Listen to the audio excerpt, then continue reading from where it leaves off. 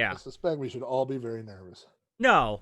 Well, yeah, maybe. Listen, by the way, plug the crap out of your shows. Feel free.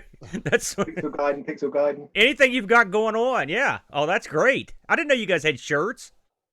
We didn't until yesterday. Oh, Shazam. Oh, Santa came early. I haven't gotten mine yet because I got to get over to Cody's and grab it. But I am wearing my Micro Pros shirt. Oh. Nice. Props to the Micro Pros.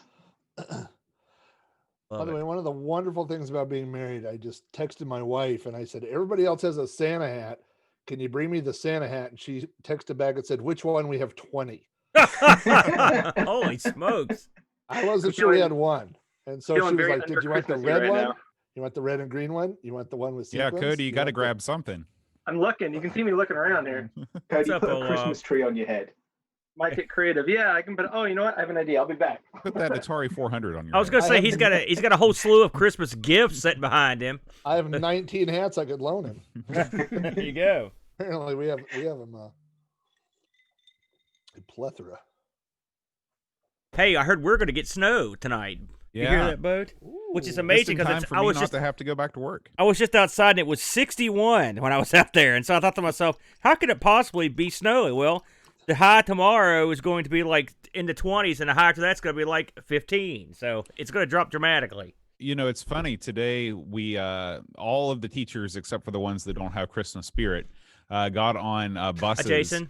And drove through the neighborhoods of Winfield, giving out goodie bags to the kids, sort of like a reverse parade where we brought the parade to the kids. Mm-hmm. It was a lot of fun. It really got me in the Christmas spirit. Our principal mounted a fire truck and rode on the back of the fire truck, which was a great idea until we decided to go between Winfield and Scott Depot via Rocky Step. I don't know if you've been out Rocky Step lately. Yeah, that was a horrible idea. That That's road not is the not road, in good condition. no. He was almost tossed from the vehicle several times. I love that. Yeah, what an idiot. It's funny. Luke's school has had.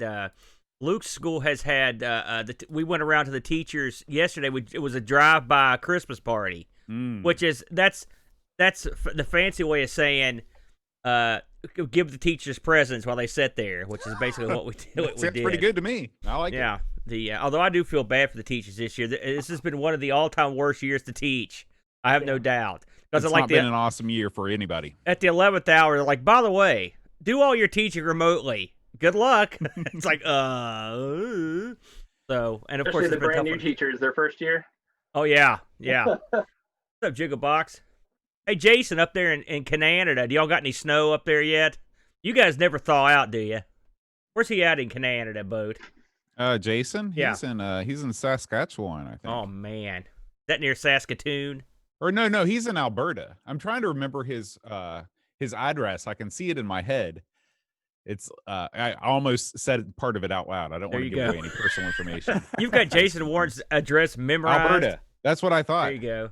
Ha ha. Hey, he's in Calgary, Alberta, Canada. Just like Lance Storm. Curtis, that's in Saskatchewan. This is going to be 4 to 7 hours, Curtis. We call it the coat. No, for God's sakes, no. We're in and out of here. 20 minutes. We're done. Hey, Barkbit. I need to go get my Christmas news if that's the case. Yeah, no It's kidding, a typical Pixel Guiding episode. Oh man. Well, yeah, we got to split it in half. Why did you guys start doing that? Oh, was it convenience? Because I know you recorded the whole thing at once. What was it? Was it by popular demand? What drove you to do that? Because I kind of liked your marathon episodes back in the day. The idea was people were like, they're a bit long, so we're like, we'll just cut it in half, and then they'll be shorter, and then the halves got bigger. It's kind of like a zygote. What do you call that? It's like the protozoa. Yeah, exactly. It keeps expanding by itself. That's the way you do it. If you're only gonna have 2 episodes a month, make them enormous. That's the way I like it. Because whenever I listen to you guys, it's funny having you guys in here and Flack in here because I listen to all your shows when I'm on my way to prisons. So it's appropriate. Believe it or not, you actually provide me comfort as I'm driving to go to a prison. Yeah, that's almost always when I listen to the shows. If I fall behind, it's because I didn't go to prisons that week. So, hey, 48K, thank you, man. I used to have a listener. I think I still have a listener. I don't know. Well done.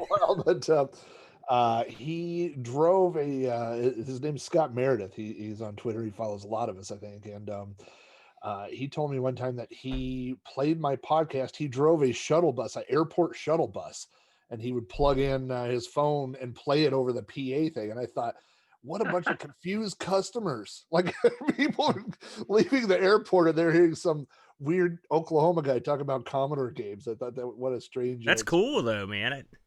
Think about the coverage you're getting there, and it's international. I don't know that it's positive coverage. I'm getting from those people. Any news is good news. Yeah, that's right. Eric and I did a little guerrilla style advertising, throwing business cards in random games at a GameStop. So, I had to pick. My kid wanted for Christmas. He wanted this thing for the Switch. I didn't heard of this thing. It comes with a big ring, some kind of exercise thing. I don't know if anybody here's heard of this. Ring Fit Adventure. Ring Fit, That's yeah. right. That's right. Is this a thing that I was just not? It's right. a thing. It's a thing. We have it here as well. I bought the last one they had, and I went down to pick it up. And I will give the GameStop credit. They will not allow more than 5 people in the GameStop at once during this pandemic. And they're the only place I've been that are really pushing that. So I got there, and there were 15 people sitting in front of the GameStop. That happened to me yesterday. Yeah, I went to go get my son something, and luckily I was only third in line, but there was these kids like looking around inside of the GameStop. Yeah. And they wouldn't come out. So like everyone was just sitting there, and finally the employee kicked them out, and then some people came in. And what a great system where you've given 12-year-olds ultimate power over who gets to shop. They're just inside like, I'm gonna open the door. So, Aaron, I think you need to start a new vlog with you playing Ring Fit Adventure over the holidays. What you think I could play it? No, I'd like to see you play it. It'd be a great Let's Play series. What do you do in that game? I have no idea. I mean, what makes you think it'd be just because a big fat guy would be rolling around the family room with a ring and a switch in his hand looking like an idiot? Is that what you're saying? Listen, man, How you much just sold it? That sounds awesome. How much of me looking like an idiot a week can people take? They're already getting a couple shows of that. Now we're gonna pile more on. There's a limit of how much idiot. I can't get enough. You can't. You're the only one. I saw a Barkbit just mentioned this. He says it's weird to see the Pixel Gaiden guys in the flesh for the first time. I bet a lot of people may not have ever seen you guys. It's shocking. In the flesh. There's a reason for that. Yeah. Are you kidding me? Again, we have faces for podcasts. They're the best looking guys on the network. I was I know that Eric has. I was looking at your channel earlier, Eric, and I was surprised that I didn't realize you had a bunch of stuff on there. I mean, a lot of it's older stuff, and it wasn't old, yeah. It wasn't Pixel Gaiden stuff. But have you guys thought about? Have you guys ever thought about going the video route for your show? Because you do a lot of stuff that would lend itself to be on video. You guys and Tim. I mean, it's funny. I've seen Tim more than I've seen you guys on video. But have you guys ever thought about like doing a video segment for your show? Yeah, we've been in talks about doing portions of that and probably popping it up on the Amigos Retro YouTube channel there. Beautiful. We're thinking about that. The big thing for us with the video is, well, first of all, you can see I haven't figured out video. I look like a ghost. In California, no less. There you go. I'm getting a sunburn on this side of my face right now. But no, a big part of it is everything you guys have been running into as well. Is we use a lot of sound clips we don't necessarily pay for. Things like that, which as soon as you put that on any video service, you're going to get cut off quick. So. Oh, you mean like your little intros and outros and trailers and whatnot? Exactly. And we got to reformat everything. I should mention, and I've always wondered this. So because first of all, I got to sit down and talk to you guys. What is the song you use as your closing bit? I just love that song. The very last thing you play. What is that game? What game is that from? I wonder if anybody else on the show here knows what that is. Actually, It's from my childhood. It was a game I grew up with, and it's actually it's from Battletoads on the NES. Oh. It's an awesome song. I just love it. In fact, you guys play several tunes that I enjoy. I like your the tunes you've picked out are outstanding. Also, I like the fact that at the beginning of every one of your shows, you scream like a maniac into the microphone. I mean, the very first time I heard your show, I was like, my God, this guy's out of his mind. He's completely insane. I used to be a DJ briefly when I was at Marshall, and we had guys that were real good on the stick. And they would do that stuff, but I never had that kind of jack, getting your voice up there. Your voice is like, have you ever worked as an audio professional anywhere? I haven't. No. No? I did a little audio and video stuff in school. It's actually what I went to college for, but I don't use it in my professional life. So Uh-huh. now I get to scream into a microphone and hope a few fellow retro video game nerds enjoy it. But All three of you guys have a great voice on that show. And also, Flack, I've always liked your voice, too. It's because you have that wise elder voice, but a jolly elder. That's what I was like to. I told Bo. I mean, because we'd heard your show before we started Amigos, I was like, man, we're gonna talk on the air. I mean, because I suck. And Boat's got a pretty good voice out there, don't you? Your voice is pretty solid, Boat. You know, Wow. and the Brent's not bad, but my God, I'm a stammering idiot. You should never put me on audio. You know. What I absolutely love about Flack over there is he can tell a story about like walking to the store after school and getting gummy bears or something and turn it into an hour-and-a-half podcast, and Yeah. you just can't stop listening. Yeah, He just I did a just- show. You did a just show don't about know why- shells. Doing a solo show, is tough. I mean, even our segments when we record them, I'll record a 15-minute segment and it's tough. But doing a whole show by yourself, that's not easy. Especially My on wife shelves. asked me how long we were going to be before I came in here. I said, well, they said an hour. And she goes, do they know you're on the show? I go, I know. That's a gift. No. That's a gift, Flack. When you can blab on and on. That's the only thing I got going for me. Although I will tell you, in college, there was a small radio station near our college, and they were hiring for somebody to basically introduce like weather clips and stuff. And I thought, this is my dream job, And so I went in, and they gave me this thing to read, and I put on the cans, and I was like, and first of all, right what came out of my mouth was like stupid fake radio voice. I was like, no, the weather. And then I was like, I didn't even know where that voice came from. The guy was like, no, don't do that voice. No. Just do your voice. And I was talking, but I could hear myself, and I just stopped, and I almost started crying. I was like, do I sound stupid? I didn't know I sound like a moron, And the guy was like, no, just keep reading, And I was like, I can't do this. So, I mean, it's just a terrible experience. And so I parlayed that into a career in podcasting. There you somehow. go. I don't know what happened between A and B. But How long have you been doing your various shows, Jack, over there? How long has it been? I started You Don't Know Flack in 2006. Yeah. Because Did you predate the Retroist, or did he predate you? Oh, I don't know. It would be close. Yeah. I'd have to see, but I started it because that's when I put out Commodore. And so I looked at I did the thing. I was like, ways to promote your book. I Googled it. It was like, do a podcast. And I was like, all right, I'm a podcaster. Oh, I see. I went to the library, and there was the Podcasting for Dummies book. And I was like looking at it, and then I was like, wow, this is way more fun than writing books. Why did I write this stupid book? Just podcasting. So yeah, I think that you do predate the Retroist, because episode 5 of the Retroist is from 2009. Yeah. But he is pretty slow, I will say. But yeah, I'd say he probably does. I think Flack's one of the early shows I listened to that was after I listened to Shane's show for all those years. Oh, and then here we go again. And then, hey, listen, I can't help it. The guy's a pioneer, man. Just because hey, listen, don't bury the guy. He's a decent guy. Listen, real quick, we should probably go ahead and get this thing started. Boat, how do you want me to pitch it to you when we start, and then you can take off? I'll start the show just like I always do. Okay. Are you gonna know when it's time to start? As long as I'm watching. Oh, I forgot that I can't. See the I could say it's Boat or something, or go like that. You ought to start the show. All right. Check your email, Aaron. See if that video. Oh made yeah. it. Oh Thanks, Brent. gosh. Okay, hold on a second here. Do we know which email it was supposed to be sent to? Because I'm not seeing any. Let me send a message. Okay, to he's Fix real quick. saying in chat now that he's going to drop it in Discord. It's still doing its thing. This is the 11th hour for awesome. Oh, here we go. Pixels at Dawn. Beautiful. He's an excellent streamer. Okay, I'm in Discord now. I'm waiting for something. Yeah, I think it's going to drop somewhere in the middle of the show. So okay, fair enough.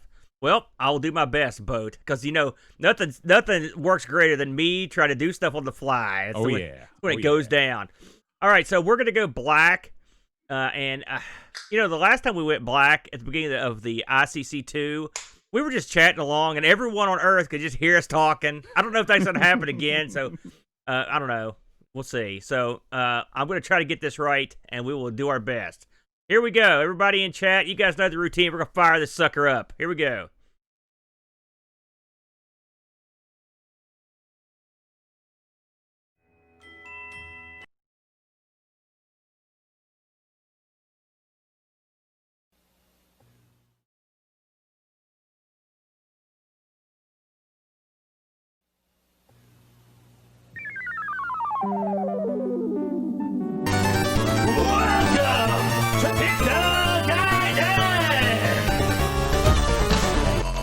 Sprite Castle. Sprite Castle. Sprite Castle. Mr. Rob O'Hara. Sprite Castle.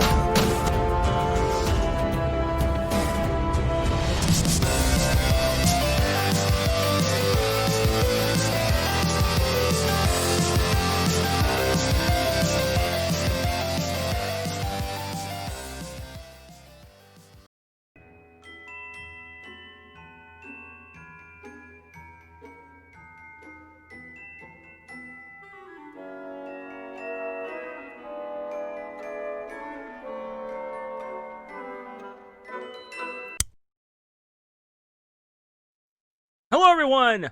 Welcome to a mega show. We've smashed a bunch of podcasts together to bring you the biggest Christmas spectacular of all times. Allow me to introduce the brains behind the brawn, the man with the plan, my personal buddy, the boat. Hello, everybody. Welcome to the Christmas episode of Amigos 2020. We are here with the Amigos Retro Gaming Broadcasting crew. Joining me from merry old England, we have first on the docket, Tim, Sanksy, and Drew. Hey, Tim. Hey, everyone. How you doing? We've got from Sunny, California, we've got Eric Nelson and Cody Hoffman. Hey, guys. What's going on? Hello, hello. And we have from Oklahoma, the one and only Rob Flack O'Hara. Hey, Rob. Hello, everybody. Happy holidays. And from West by God himself, reporting live from Amigo Studios East, we have the Brent. Hey, everybody. Woo! All right. And so our four shows on the network, Amigos, Everything Amiga, Pixel Guide In, ARG Presents, and Sprite Castle come together to bring you the Amigos Retro Gaming Holiday Spectacular 2020. That's right, folks. We're talking about Home Alone. Now, Home Alone, of course, one of the sort of modern Christmas classic movies, directed by John Hughes, no slouch in the movie making business. Probably made some of the most iconic movies of the past, 30 years or so. The movie's great, but we're not here to talk about the movie. We're here to talk about the game. Do you think the movie's actually great? I'm going to jump in. I watched this movie the other day. I watched the last half of it. I'm going to tell you, when this movie came out, everybody loved it. I don't think it's that good. I'll be honest with you. What do you? Am I the only one? It's an okay movie, and it's not a Christmas movie. What do you mean? It takes place during Christmas. That a Christmas movie does not make. Otherwise, it has nothing to do with Christmas. Other thoughts? I thought it had everything to do with Christmas. Yeah, it takes place during Christmas. They're on a Christmas vacation. Nothing says Christmas like murder. Jiminy Christmas.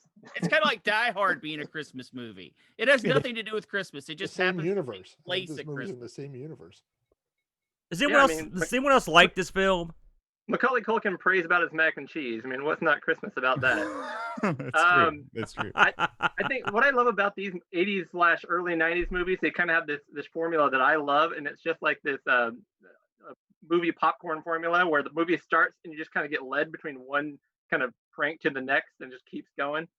A lot of the movies are like that, and I eat them up. So, yeah, I'm not going to give it 2 thumbs up, but it's enjoyable every time I watch it. How old were you when this came out, Cody, if I may ask?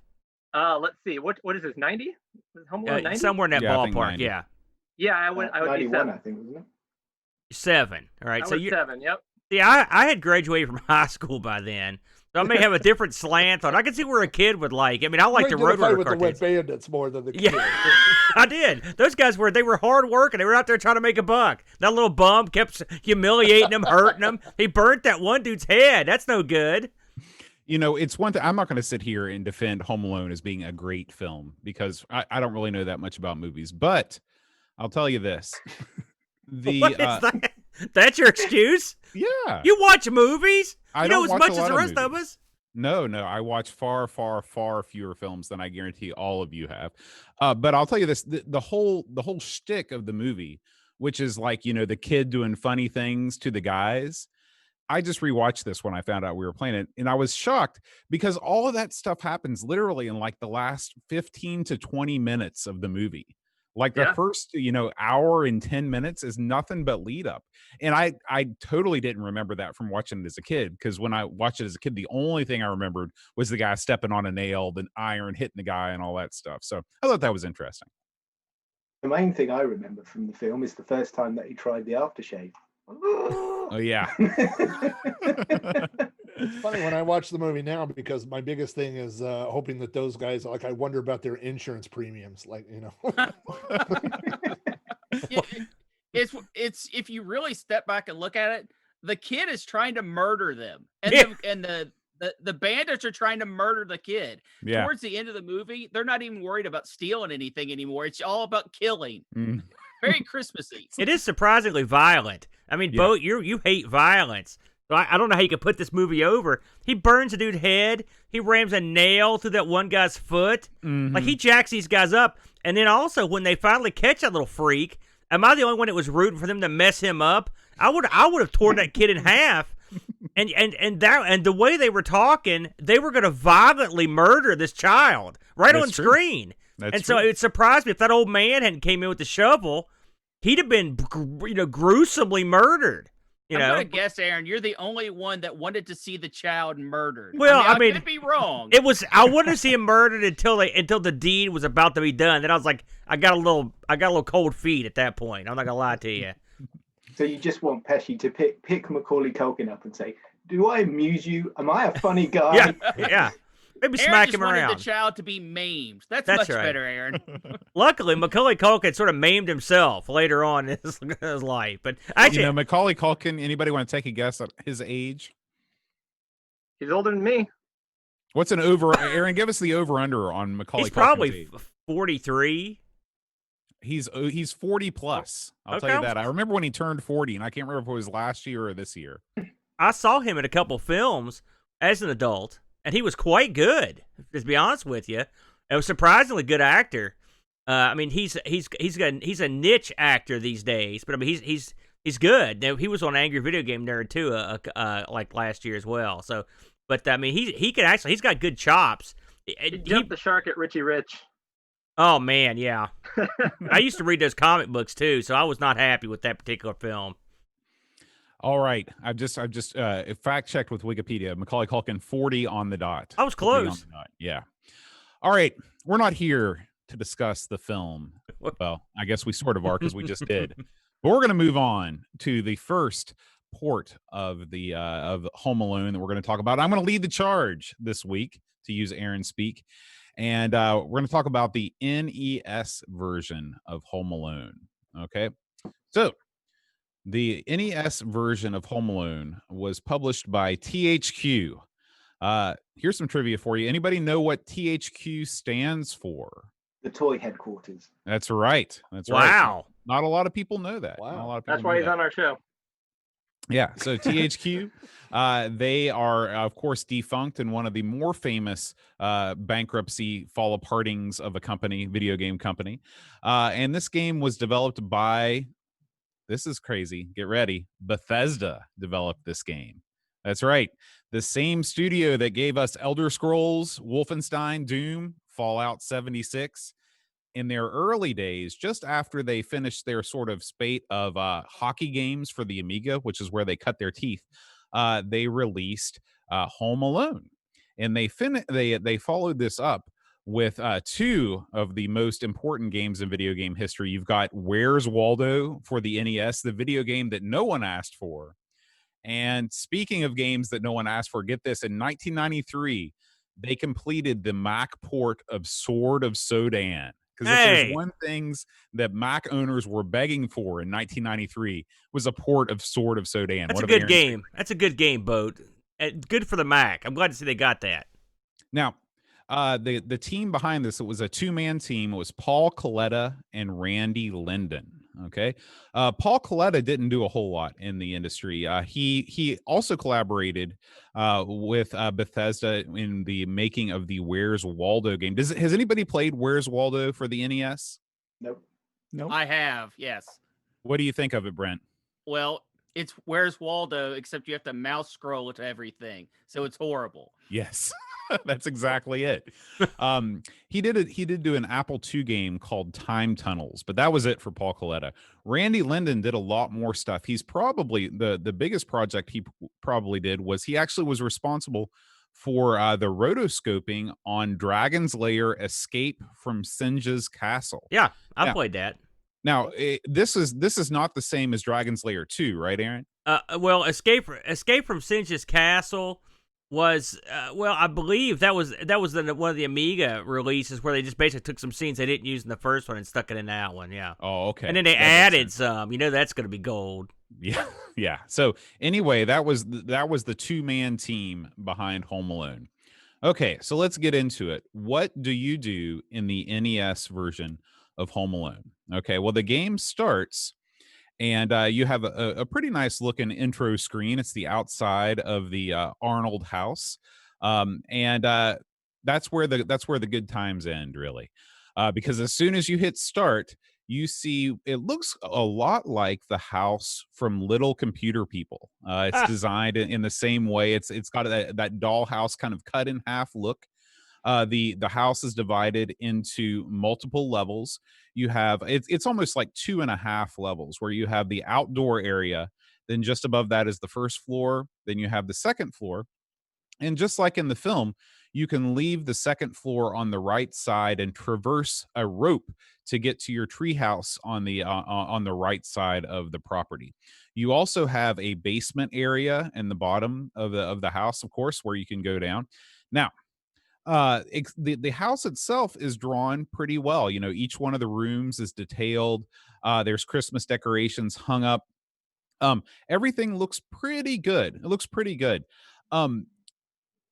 What you do in this game is one of the more bizarre, play mechanics I've ever seen in a video game of this era. This is something that you might expect to see on the Fairchild Channel F, or maybe an Atari 2600 game, like an early Atari 2600 game. What you do in this game is you avoid the wet bandits. That's it. So the wet bandits are chasing you right from the get-go. They're after you, okay? And what you do is you run away from them, and as you go through the house, you pick up objects, okay? And these objects represent the different traps that Kevin, unleashes on the bad guys in the movie. So you've got marbles, you've got Christmas lights, or those lights that they step on and it causes them pain. You've got the little cars, you've got the spider, all of this stuff. Okay.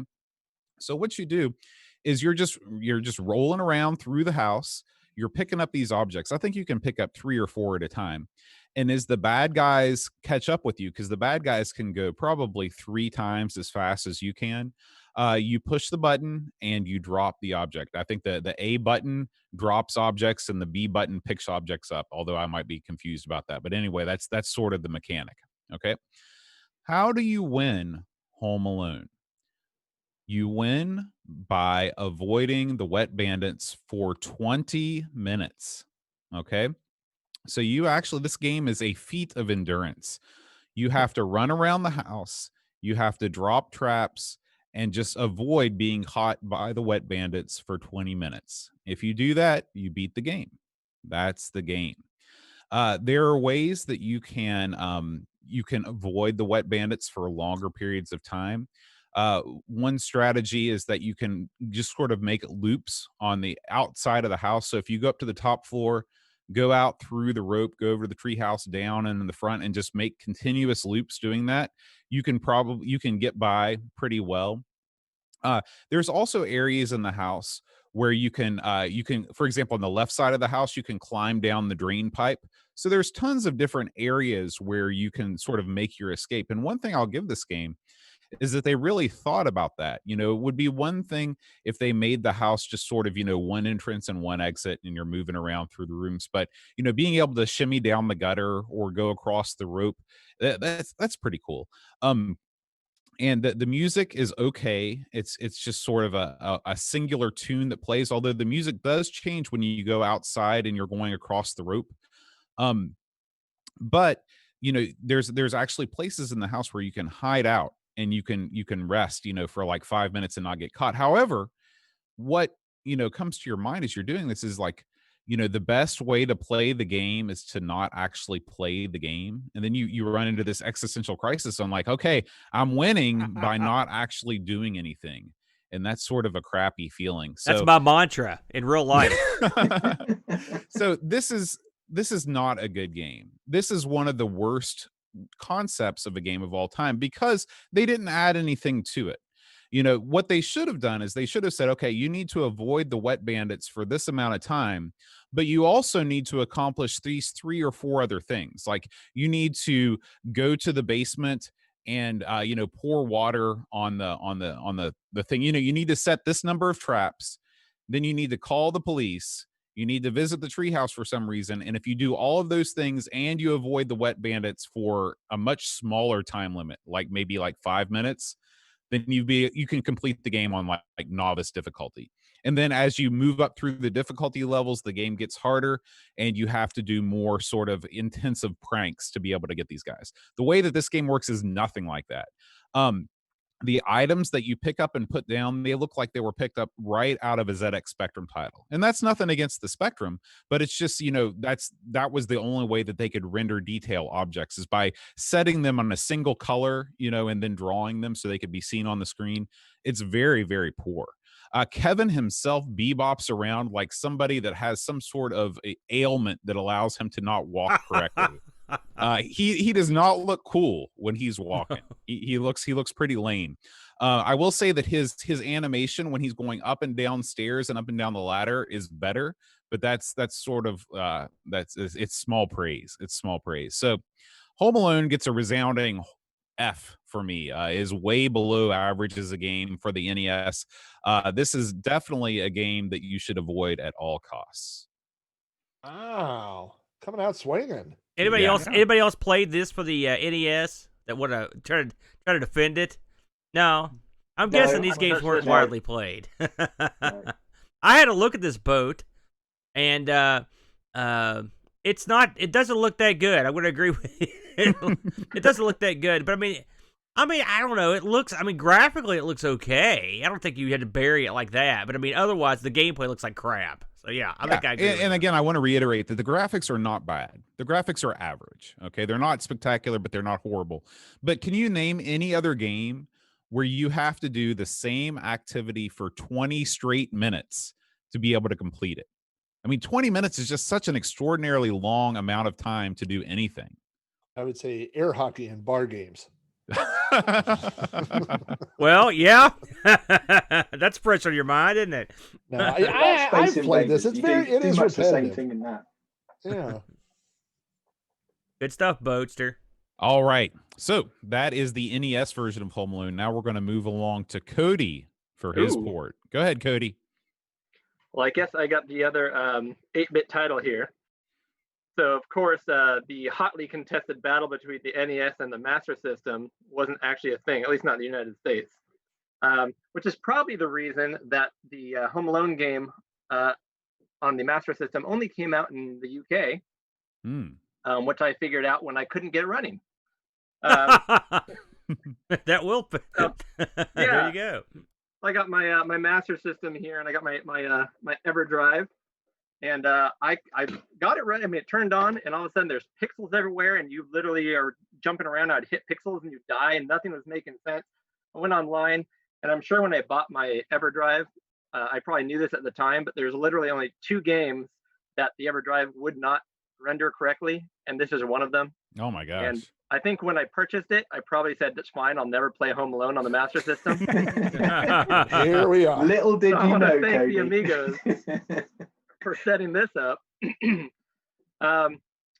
This game was created by Probe Software, which did mostly, at least at the beginning, apparently I did a little research here, did mostly Master System and Genesis ports of arcade games. And then they were sucked up into Acclaim in 1995 and became Acclaim London Studios eventually. They also did ports like Outrun and Mortal Kombat, so they weren't like a terrible game, porter or anything. They got some good titles under their belt. They haven't. They were a terrible game porter, Cody. Yeah, they did a lot of 8-bit stuff like Commodore 64 and Spectrum, and yeah, they were responsible for some really stinkers. From destroying some really high name titles. Well, I played Mortal Almost Kombat. as bad That as might tier not have been text, but Gotcha. sorry, Cody, go ahead. Yeah, that's fine. Hey, so when I turned this thing right off the bat, rough start. Once I even got the correct ROM on an emulator working correctly, what I noticed is the music starts, and then halfway through, it like starts speeding up. Like once a certain screen goes away, it speeds up. And while you're playing the game, the music like changes speed regularly, like as processes change. So that's a little discerning. But the title screen alone was very uninspired. It is literally just the words Home Alone and a picture of Kevin and a white background. So I already know I was in for a rough game here. Now, when the game starts, it has these little, if you want to call them cutscenes, cut images that were just straight up screen grabs from the movie that they probably ran through some kind of program to make them pixelated. And they look kind of like a barely colored version of like the Game Boy camera. Remember that thing? Mm-hmm. Yeah. They're not pretty. But of course, every time you start a game, you see Kevin with his BB gun. It says, this is it. Don't get scared now. And every time you get caught by a robber, you have to wait for a loading time. And then all of a sudden the cut screen comes up again, probably for the 50th time of, what is it, Marv and what's the other guy? The wet band, Harry. Marv and Harry holding you up on the door, asking, what are we going to do with him, Marv? You see these cutscenes a lot. Let me just put it that way. And you have to wait for them. And that was a little discerning. When I got to the actual game, it actually looks pretty good. The Master System has really bright colors. I've always liked the color palette a lot better than the NES, and this does a good job of showing it. The actual sprite of Kevin and the bandits don't move like humans, but everything else on the screen looks really good. It actually controls fairly well, but kind of like the NES game. And I know a lot of these games are kind of inspired by the same. Maybe the movie studio went ahead and so we do a thing on the Pixel Guide, and we do Battle of the Systems. We take games that have the same name. Sometimes we've kind of veered away from it. They have the same name, but they're made by different companies.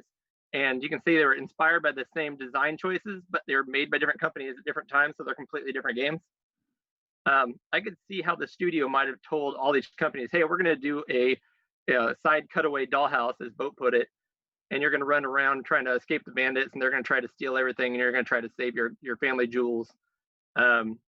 And then the companies made the family jewels. Well, that happens in the movie. Oh, yeah. One thing I'll say about this game is I'm watching a playthrough video of it here, is that Kevin can traverse, like you said, they don't move like humans in this game. Kevin can traverse from floor to floor like he's Mappy going through the floors of his house. I mean, he can jump down from floor to floor at any point by just sort of breaking through the fourth wall. It's very interesting. Yeah, so by pressing down and jump, you literally just jump through the floor to the floor below you. However, Bo, do you see him walking upstairs at any point? No. Well, when you see him walking upstairs, take note of how you literally walk upstairs at about a third the pace of walking anywhere else in the house. Meanwhile, the bad guys still walk up the stairs at normal speed. I see that now. In the game, the actual house, the Arnold house itself is very bizarre looking. You've got some candy striped wallpaper. It almost looks like the house from Maniac Mansion rather than a house that anybody would live in. Absolutely. So what's interesting about this, I mean, the gameplay, let's get out of the way real quick, is Marv and Harry are in there, and they're trying to find treasures. On the first few levels, you only have one treasure in the house, and they're trying to get it. And once they get it, they'll start walking down to the bottom left of the screen. And if they get out that way, they steal your jewel and you lose. So they're not trying to get Kevin in this game. They're trying to get the treasure. And then as things get longer, the house magically changes shape because apparently every time you wake up, your house physically has either more stories or your living room and your kitchen are in a different place. So that's interesting.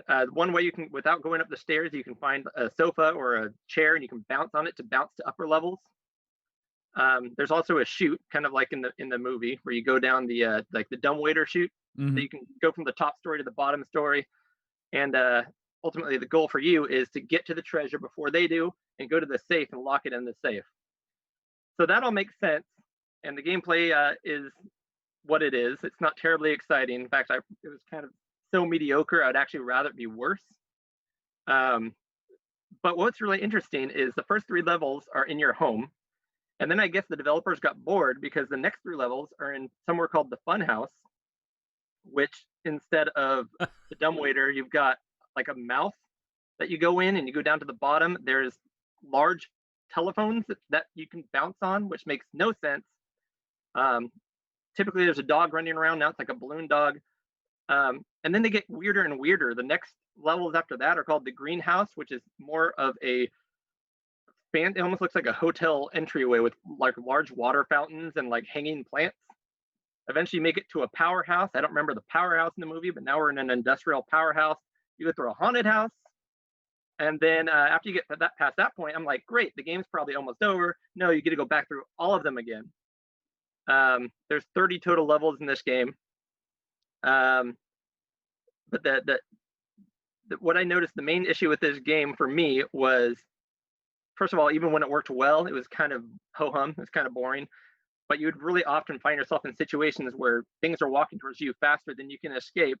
And you're basically hoping the animation of you picking up something or putting it in the safe happens before something hits you. Because you start that safe animation, you've got like a half a second and someone's already walking up the stairs and coming at you. I got pretty frustrated trying to play this game. I think you really just have to learn how to memorize where every treasure is on every map. And by the end, you're trying to get like 8 treasures or something. I didn't make it past, I think, level 7 out of 30. So I had to watch a playthrough where someone actually stomached this whole game. So for me, it was really. Oh, and I forgot to mention this too. I guess in later levels, about after you play 20 levels, you actually have to dig through drawers and stuff, trying to find treasures that are hidden, either drawers hidden in like drawers or cupboards or chests, things like that, which they don't explain at the beginning of the game. So you always have the ability to dig through things, but you never find anything until like level 20. So I think there's actually a lot here. There's a good, like, the bones are good, but they definitely could have made some choices, some gameplay refinements that would absolutely help it become a better game. I looked at kind of all kinds of other review magazines and things, and they kind of listed it around a 50 to 60% game, which is really what it is. It's good enough to not be terrible, but it's not good enough to want to play, which makes it even worse to me. It's like, I'd rather watch a bad B movie than just a bad, boring movie. Yeah. And this is a bad boring. It's a bad I'm not going to boring lie to movie. you, Cody. This game looks like Mega Man 2 compared to the NES version. It sounds so much more complicated than mine. That's what makes The it color sound. looks good. The color and the graphics look good. You know. So what's interesting, Cody, is that seems more like a platformer. Is that right? It kind of got more the platformer genre rather than some of the other ones where you've got different cutscenes and all that sort of thing. It's just more of a straight up platformer, is it? Yeah. It's got the cutscenes in between every time you die, which kills the flow. It's like a platformer mappy kind of a thing where you just kind of go through different levels. The other thing I will say where the NES game looked more interesting to me is that you can get different traps and lay them down and do things like that. And here, the only thing you can get to ward off anything is one place in the level. There are going to be 3 BBs. So you load your gun with 3 BBs, and if that's all you get the entire level. Not to mention, Eric, there is on every one of these levels there is a time limit. Not good. Your favorite. Yeah. So you can lose by taking too long. You can lose by them touching you. You can lose by them grabbing the treasure and leaving with it. If they do grab the treasure, you have to shoot them with the BB gun so they drop it. They don't drop it in front of you. They drop it like 3 stories up. And then you're already down to like 7 seconds. So you're done. All right. Well, that is it's certainly a different type of game. And that's what that's what I was hoping, is that we wouldn't get just carbon copy ports on all these different systems. It Yeah. seems like this was different enough to make it worth discussing. You know, the Master System always get like, they're never powerful enough to get like a straight port, but often their little wacky ports end up being pretty good of different stuff. You know what I'm saying? Oh, their port of Outrun destroys the Amiga Well, I version. mean, yeah, Absolutely listen, destroys it. no kidding. But I mean, I'm just saying, I like when they have to remake stuff to fit it on a machine, because you get different people in there and they're like, listen, we're not even going to try to do what they do on every other system. Let's try to do something remotely different. And I do appreciate that about the Master System. Yeah, yeah. All right. Any final thoughts on the Master System version of Home Alone before we move on? I think I've said it all. Well All done. right. Well, we're gonna stroll on over to the Best Coast and talk to. Actually, I guess we're still on the. We're going from sea to shining sea. How far apart do you and Eric actually live physically, Cody? How many minute drive? Roughly 3 miles. 3 miles. Okay, so we're just going down the street. That's the about like same me and you, distance. Boat. Yeah, that's Yeah. right. And Brent. So let's saunter on down the avenue to talk to Eric about his game. Eric, what you got? So we, I always assume That's doing the it. Pixel Gun show. I did the port on the Game Boy version, and listening to your other version, which I didn't really check out many of the other versions, but the Game Boy version is different, and I think they had to make it different because of the screen real estate. Obviously, it's on a mobile system, the Game Boy. It is more of a flick screen kind of platformer where every time you go to a different part of you go left or right, you get a different screen. So you're not having a scrolling level. But ultimately, the goal of the game, well, first I should say this game was made by THQ as well, and it came out in North America in '91. The graphics aren't bad for Game Boy. I mean, the reason I wanted to do this game was I haven't played a ton of Game Boy games, so I wanted to jump into a platform that was something fresh for me that I hadn't played a ton of. So I started that, and so the game basically is it does the same theme on all these other Home Alone ones, but you are trying to collect items. So this is an exploration game. You are looking around for items, and some of them are evident. They're in the hallways, they're on the floor, and some of them are hidden in places like behind pictures on the wall, or they're in drawers. And in the game, you press up to look inside of items and then when you find something, it jumps out of the item. So like you go up to a picture, you press up and it will pop out, and you go and you collect items, and you can only carry so much in your bag. And so you go around and you're collecting items. Now I'm glad Cody brought up the time limit thing. One thing immediately that I liked about this game is there's no time limits. And in an exploration game, if you have a time limit, you have lost. You do not put time limits on exploration games, period. So luckily in this one, there's no time limit. So there are 4 wings in the house, and the goal is really to look for items. And when you fill up your bag, you have to take it to a laundry chute. You drop the items into the laundry chute, and you keep looking until you've exhausted all the number of items you're looking for on each level. Each level is called a wing of the house, and there are different wings, and you go and you find it, and all along there are enemies, and you go through the enemies, and it then becomes a light puzzle game. You have to figure out how to pass the enemy without him touching you. And if he touches you, you lose. You have, I think, 3 bars of a hit bar, and then when you lose that, you lose a life, and then you have to go on. Now, in the game, you also get power-ups. Power-ups will pop out. There's a slice of pizza that if you collect 8 pieces of, you get an extra life. If you get a cookie, you regain 1 of the hit points, which you have 3 hit points. If you get a pizza box, you gain 1 extra life. And if you get the aftershave, you temporarily have invulnerabilities to all the enemies. And you basically fill up your bag, which is usually about 8 to 10 items. You go, you do the laundry chute, you go and you find more. And then when you're done, you get a key and you go into the room, into the basement, where you have to, there's some challenge down there. And in these challenges, it was somewhat like Pitfall. You have to like time your jumps. It then becomes more of a Pitfall kind of thing where you're not, firing at things, which I should mention, you do have weapons in this game. You have a water pistol, a slingshot, a baseball, and a BB rifle. And when you find these, you can hit the select button on the Game Boy to switch between different weapons.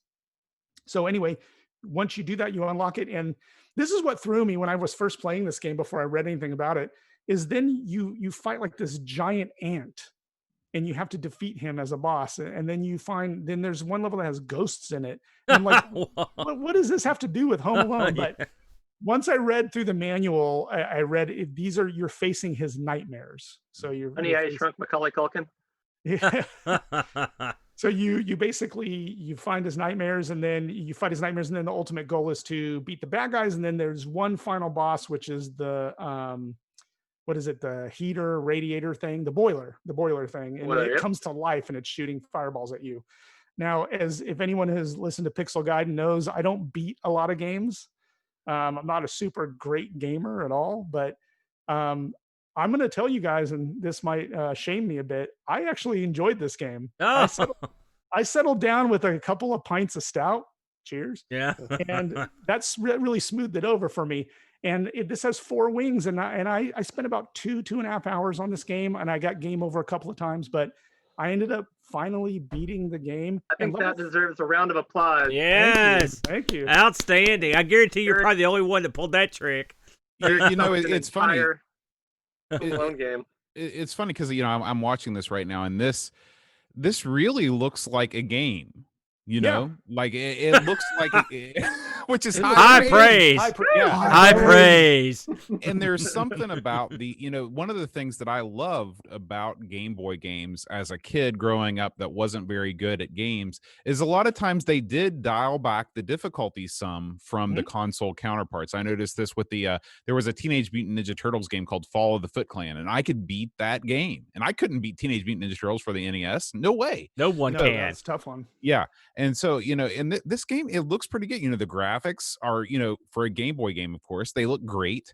I like the idea of you sort of mounting this pile of treasures, in the basement, dropping them down the laundry chute. I like any game that allows you to amass a fortune, somewhere off screen, sort of like Nest DuckTales. So that part appeals to me. It looks like it's a lot more platforming than the Master System or the NES versions of the game, which is, it adds variety to the gameplay. So yeah, I'm gonna have to check this one out. It's actually pretty good, and it now when it gets to level 3 and 4, it does ramp up the difficulty quite a bit. Level 1 and 2, I could see like a kid getting this game back in the day and like going, oh wow, this is fun. What level 1, 2. Level 3 and 4 get pretty tough, but I mean, kids back then, you'd get a game every 3-4 months, so you could really sink your teeth into this one. I gotta say, I mean, I enjoyed this game. I spent some good time with it, and I mean, listen, it's not a great game. It's definitely not a game that you should rush out and buy. But if you have it on an Evercade and you want to waste a couple hours, you can do a lot worse than this game. There you go. Ringing endorsement. Yeah. Still, I mean I like the flip screen stuff. I guess I'm old school. I always like that. It looks. I will say, the Game Boy's a lot like the Master System. They also always have to redo it for themselves, and sometimes that's a horrible disaster. But this actually looks, like you said, it looks like an actual game. So yeah. I liked on the video. I like the opening burglar. The guy, he looks like Boris from Rocky and Bullwinkle. One of the bandits. All right. Well, thank you, Eric. That was, I really, again, I'm sort of shocked at how different all these are. Yeah. And I'm sure we're going to be ultra shocked with our next guest. We go from the least graphically capable system to the most with Flack's choice. Flack, why don't you tell us about your port of Home Alone? I'm going to start off by saying I really wanted to play Home Alone for the Commodore 64, but there is no port for the Commodore 64. So I went online and I found what I thought was the worst version of Home Alone. And I'm going to tell you, by the end of this review, I'll have all of you agreeing that this is the best version of Home Alone. Wow. This is Home Alone for the PlayStation 2. Yeah. You may not have played this because this is a UK only release. What's with the UK only releases of Home Alone? It was Home Alone like a massive hit. Tim, was it huge in the UK? I wouldn't say it's any bigger than anywhere else, I guess, but yeah, it was a successful film over here.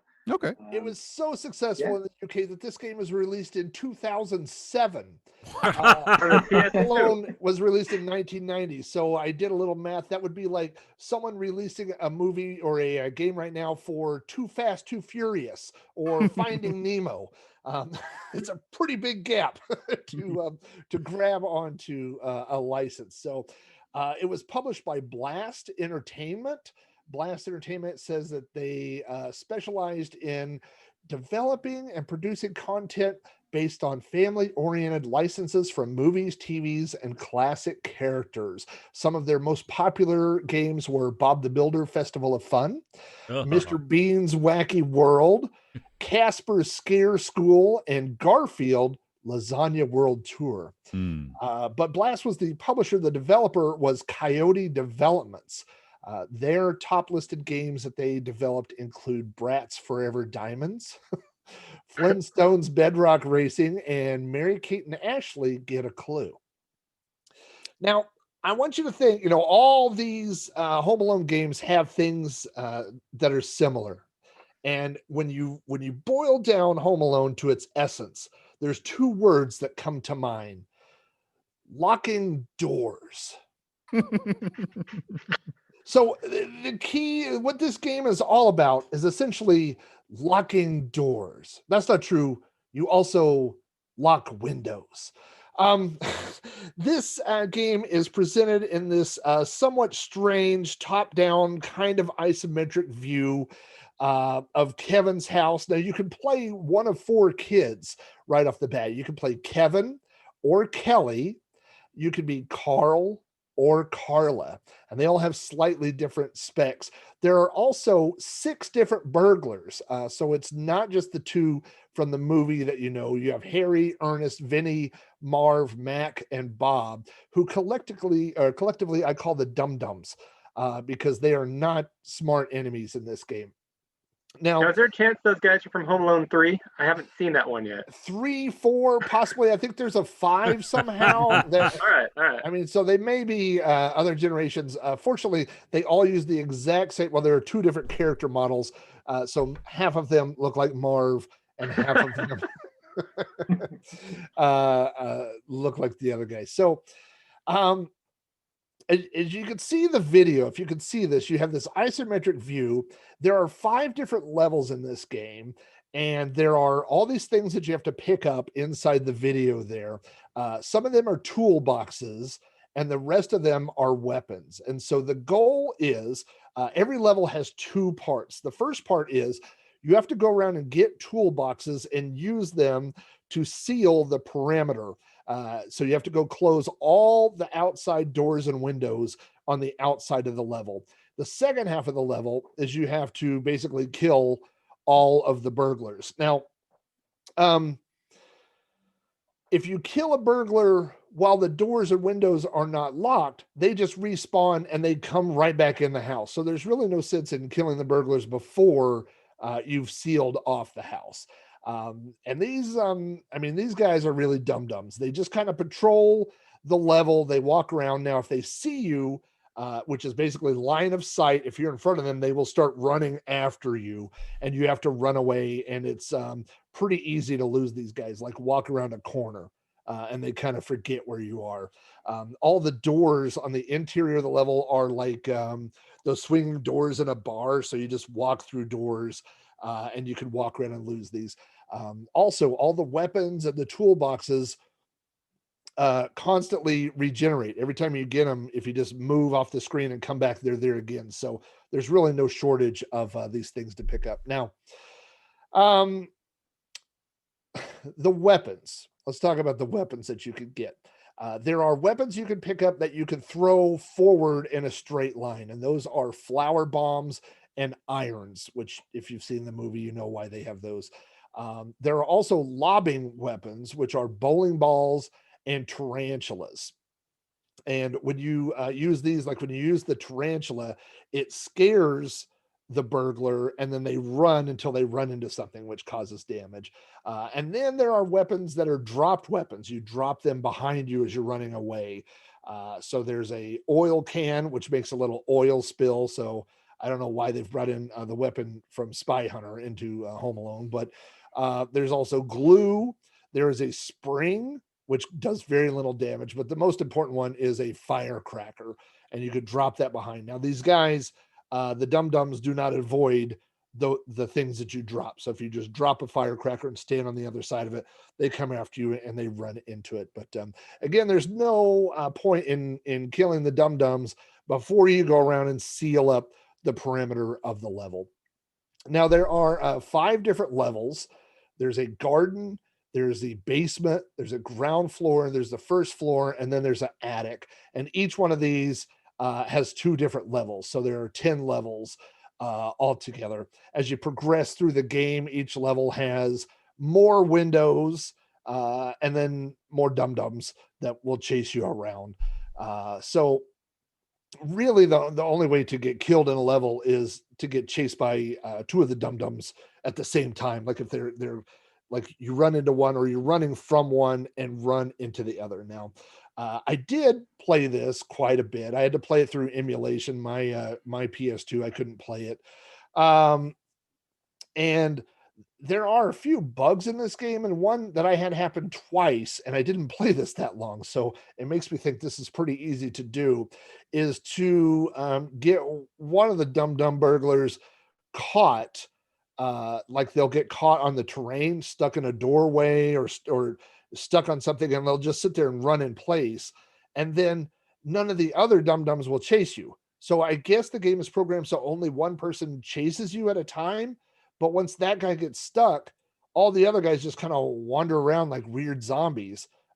It's kind of strange when you actually see it in play. So that's kind of the gist of this game. Now, I literally picked this when I went to Moby Games. I looked at the different ones. I went on YouTube, and I know Aaron did a stream of Paperboy for the Nintendo 64, and I thought, this literally looks like when the Paperboy goes home. I mean, it's just it looks very similar. Yeah, I saw that. Yeah, people that wander around. The closing of the doors and the windows, there's a little bar that shows up over it, and it felt to me a lot like those Lego games where you go around and you have to build something and you just hold down a button and Legos build. It's like that. So once you have a toolbox, you just go to a door, hold down a button, and then the little bar goes across, and then eventually it says, okay, it's locked. I made a mistake the first time I played by not locking the doors in order, and you have to go up to each door to see if it's locked or not locked. So if you don't do them in some sort of systematic order, you will spend the entire time walking up to doors that are already locked. So you kind of just, either work clockwise or counterclockwise or whatever. So I'm not going to lie. I picked this game because it looked terrible and because it literally looked like it had nothing to do with Home Alone. I mean, there are some burglars, in the video right now that's playing, you are trying to keep the burglars out of your walled garden for some reason. Like, it's very strange. But when I played it, it was actually kind of fun. I did enjoy the fact that you have to run around. Some of the weapons appear in rooms or parts of the house that are dead ends. So you kind of have to be careful. It's easier, it's easy to get yourself trapped in a way. So you kind of have to run around in circles and pick things up. The actual gaming controls are not that difficult. You use a button to flip through your inventory, so you pick which weapon you want to use at that time, and then the other button uses that. So, if a guy's chasing you, you flip through to firecrackers if you have them, or springs or whatever. I did find some online instructions that said some of the weapons were only available to some of the characters. So I don't know if that's they're equal weapons, only the girls can only use the bowling ball while the boys can only use the tarantula. They're the same weapon, basically, with different graphics. So I guess that's to get some sort of replayability. But the other thing that I'll throw in is that, unlike, I think, most of the games that will be mentioned today, this version of Home Alone also offers multiplayer split screen. Yeah. So if you've played Mind through, blown. you have to on the one player, you can only go back and start on levels that you've already beat. So if you've only beat the first level, when you jump in, you can only go on that level. But on the multiplayer, it does split screen gaming, which everybody loves. And you can start on any level you want. And so you and your sister or whoever these other people, I couldn't find any other mention of these kids in any of the Home Alone movies. So I don't know where they came from.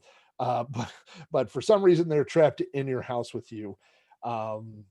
So you can do split screen and you can take on these goofball burglars that kind of walk around like zombies until they see you. So are you saying that you beat the game? I watched somebody on YouTube beat the game. I did play it for a while and it was kind of fun. And then you get to, the first level, I think there are like 10 doors that are locked and there are 3 dum-dums. And so it's not that hard. You go around and you're like, and by like level 3 or 4, I think in one level, there's 28 doors. And I thought, who can afford a house with 28 doors and not an alarm system? Like, I don't know what's going on over there at the old McAllister household, Well, another thing that I've noticed about the McAllister household, and I apologize for calling them the Arnolds before, of course, Kevin Arnold, Fred Savage on the Wonder Years, is that Kevin lives in a house that appears to be, 85% manicured garden and 25% weight room. Where are the other rooms of the house, and what? It just seems weird that they wouldn't actually make most of the game be about unlocking and locking. I mean, it's fine if you want to make a game about locking and unlocking doors and windows. Listen, man, nothing beats a house for having lots of windows and doors. It's one of the things that houses do best. So why not just make the whole game a big house, and then you can populate the rooms with all kinds of different, furniture and stuff like that, like the other games. But there is a ratio of rooms to doors and windows. So, I mean, by level 4 or 5, you think, I've already seen 150 rooms in this house. It's like some kind of twisted nightmare that this kid is stuck in, where he's just in a house that's like a Twilight Zone. Like behind every door, there's more rooms and stuff. And every time he wakes up, his house is different. I've also noticed in all these games, I don't remember in the movie them living in like an ultra mega mansion, but apparently in all these games they are assumed to live in some huge, enormous mansion. Is that not correct? I want to see a game where they actually are realistic and you're running away from robbers in a like 3-bedroom, 2-bath home, like a rental house. Well, to be fair, their family was huge. Yeah. So they had to have a pretty good size house. Yeah. Well, Flack, that is certainly a game for the PlayStation 2. That game was universally panned. Everywhere I went when I was looking for video for it, everyone was like, look at this thing, PS2, Home Alone. And I kept watching. I was kind of like flacked. I was like, this looks okay. I mean, I also already played mine, so there was also that. But I mean, the other thing to consider too is not only was this a PS2 game about a 17-year-old movie, it was a PS2 game that came out when the PS3 was already out, about a 17-year-old movie. Good point. Good point. In Eric's review, when he was talking about how you're in Kevin's nightmares and things like that, it made me wonder if those are levels that were intended for some other game or something, and then they just thought, well, I'll throw that in. And when I was playing this, I thought this would be an okay game without the Home Alone license. I mean, it could just be a tower defense kind of a style game. Like the fact that you say Home Alone, like some of you guys, your games you've shown to have screens from the movie and that fancy Home Alone logo. Like this game doesn't really leverage any of that stuff, And you can see them saying, "Hey, I lost the license for Home Alone. Let's just make this a Freddy Krueger game and just slap these sprites in there, right?" It could certainly be any kind of license. Yeah. So I thought, they didn't, and especially, I mean, they go, it's a Home Alone game where you can be 3 kids that were not in Home Alone. Odd choice. Yeah. All right, so we move on now. Thank you very much, Flack, for that review of the PS2 port.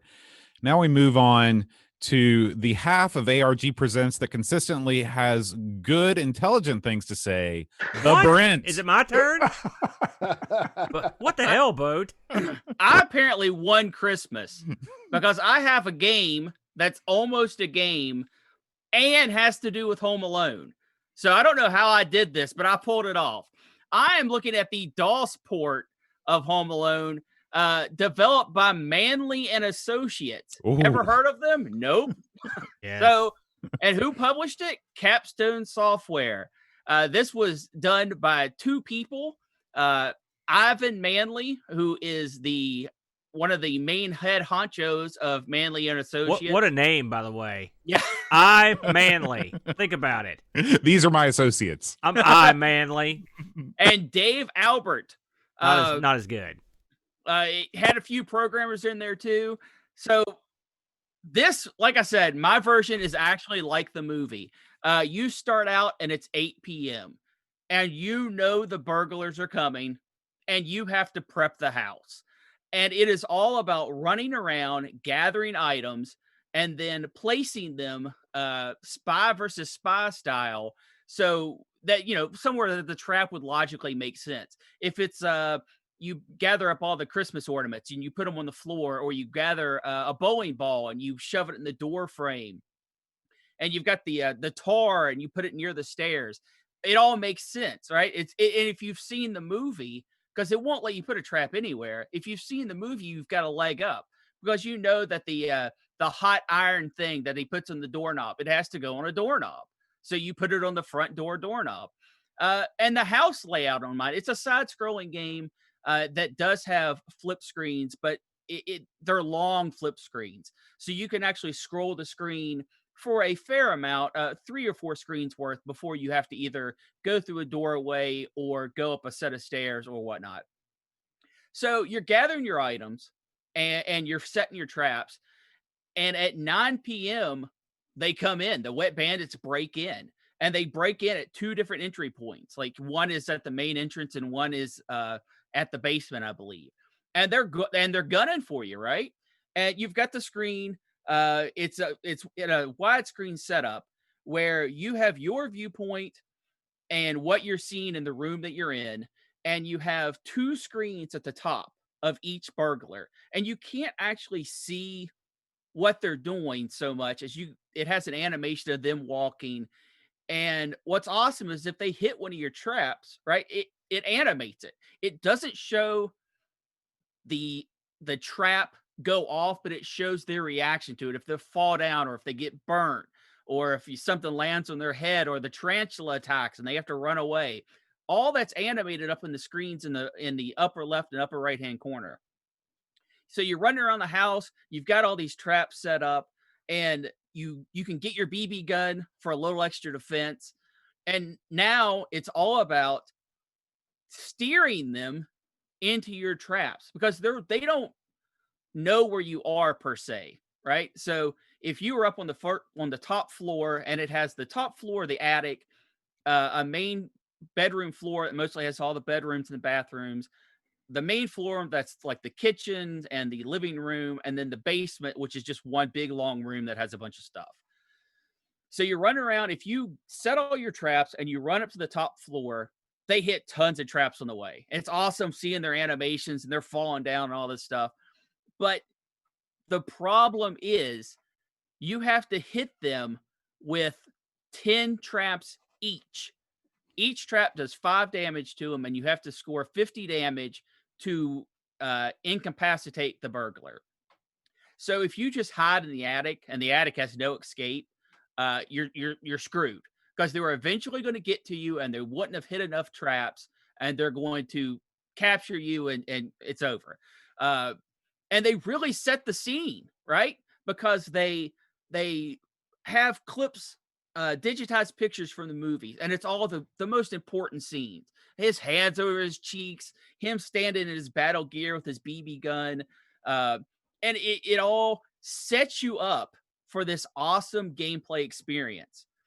And you're setting the traps and you're doing all this stuff, and the timer hits and they're coming after you, and you have to jump over your own traps. When you're setting the traps during the timer phase, you can't set off your own traps. But when you're trying to maneuver them back into the traps, if you hit a trap, it sets it off. And you can only set up 20 traps, and you can shoot the BB gun 3 times. This does 5 damage. So if you set off more than 3 of your own traps, you cannot win. Game over. Now you can't actually die by your own traps, though, right? You can't die. No, it sets the trap off, and your guy goes like, "Oops," or "Oh," he gets stunned for a second, but that's it. Okay.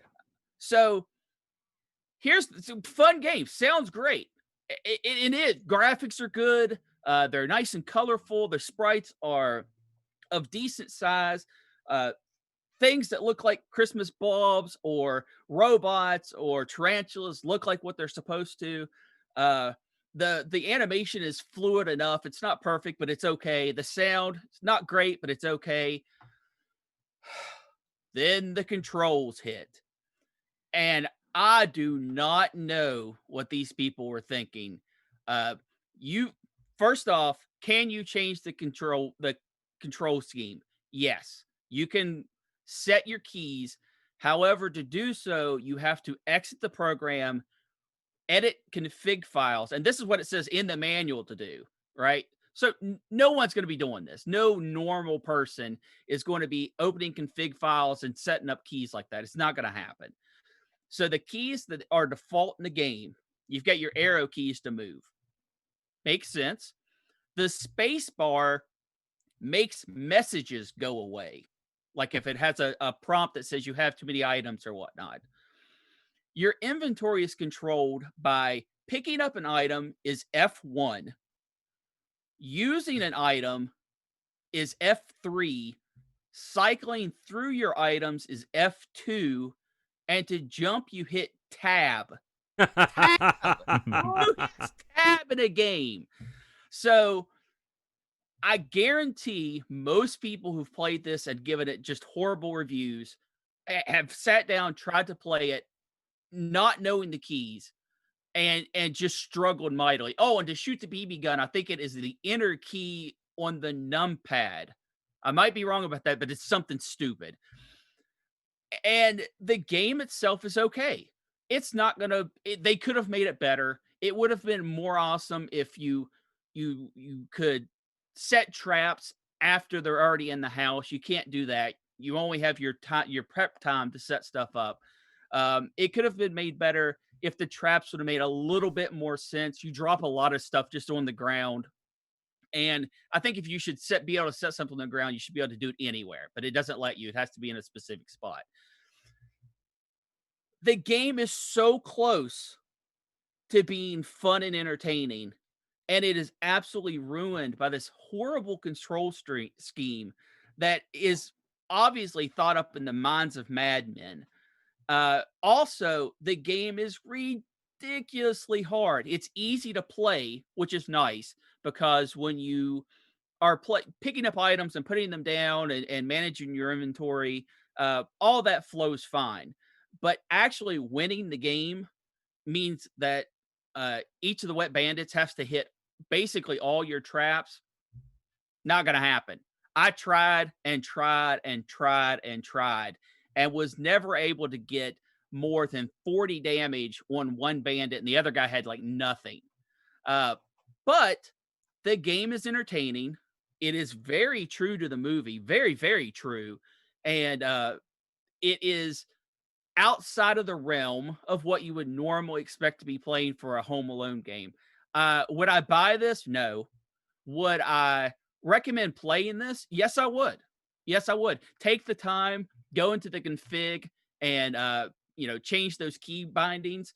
But it's a playable game. It's a very playable game, and being able to go through the laundry chute to get down to the basement quickly and allows you to maneuver around like that. You're going up and down staircases. Thumbs up. I think this is a very playable game, and I can't imagine that the Amiga port is too far from this. I guess we'll hear about that, but I really had fun with this. I think it's also impressive that the house is the right size. It has the appropriate number of windows and doors. Yes. So I'm noticing. Yeah, the house is actually, it's very well laid out. You never are like, this doesn't make any sense. Why did the kitchen go to like the attic? Everything works. It looks like they actually took the house from Home Alone to the best of their abilities and made it into a game. It is definitely, from what I've heard and seen, the most Home Alone version of Home Alone. Now, Brent, was there an option to plug a joystick in there, like a Gravis pad or something like that? I was able to do a joystick setup, but at least in my configuration, I was able to use the joystick to move, but I still had to use the keys for inventory and stuff like that. Is it like a one-button joystick or something? Yeah, exactly. And the button was not the button I needed it to be. So is there a way to manipulate all of these things and to get into that config file and really do it proper? Probably. But I know I couldn't figure it out. Now, granted, I didn't sit down and tinker with it. I got the controls as were and just kind of rolled with it after I figured it out. Also, the instruction booklet in this game is worthless. They have the code box where you look up the code to the copy protection. That's well done. But most of the manual is just like, good luck, sucker. So that's a part of it, of course, never going to be good for an old DOS game. But I thoroughly enjoyed this. I had a good time with it.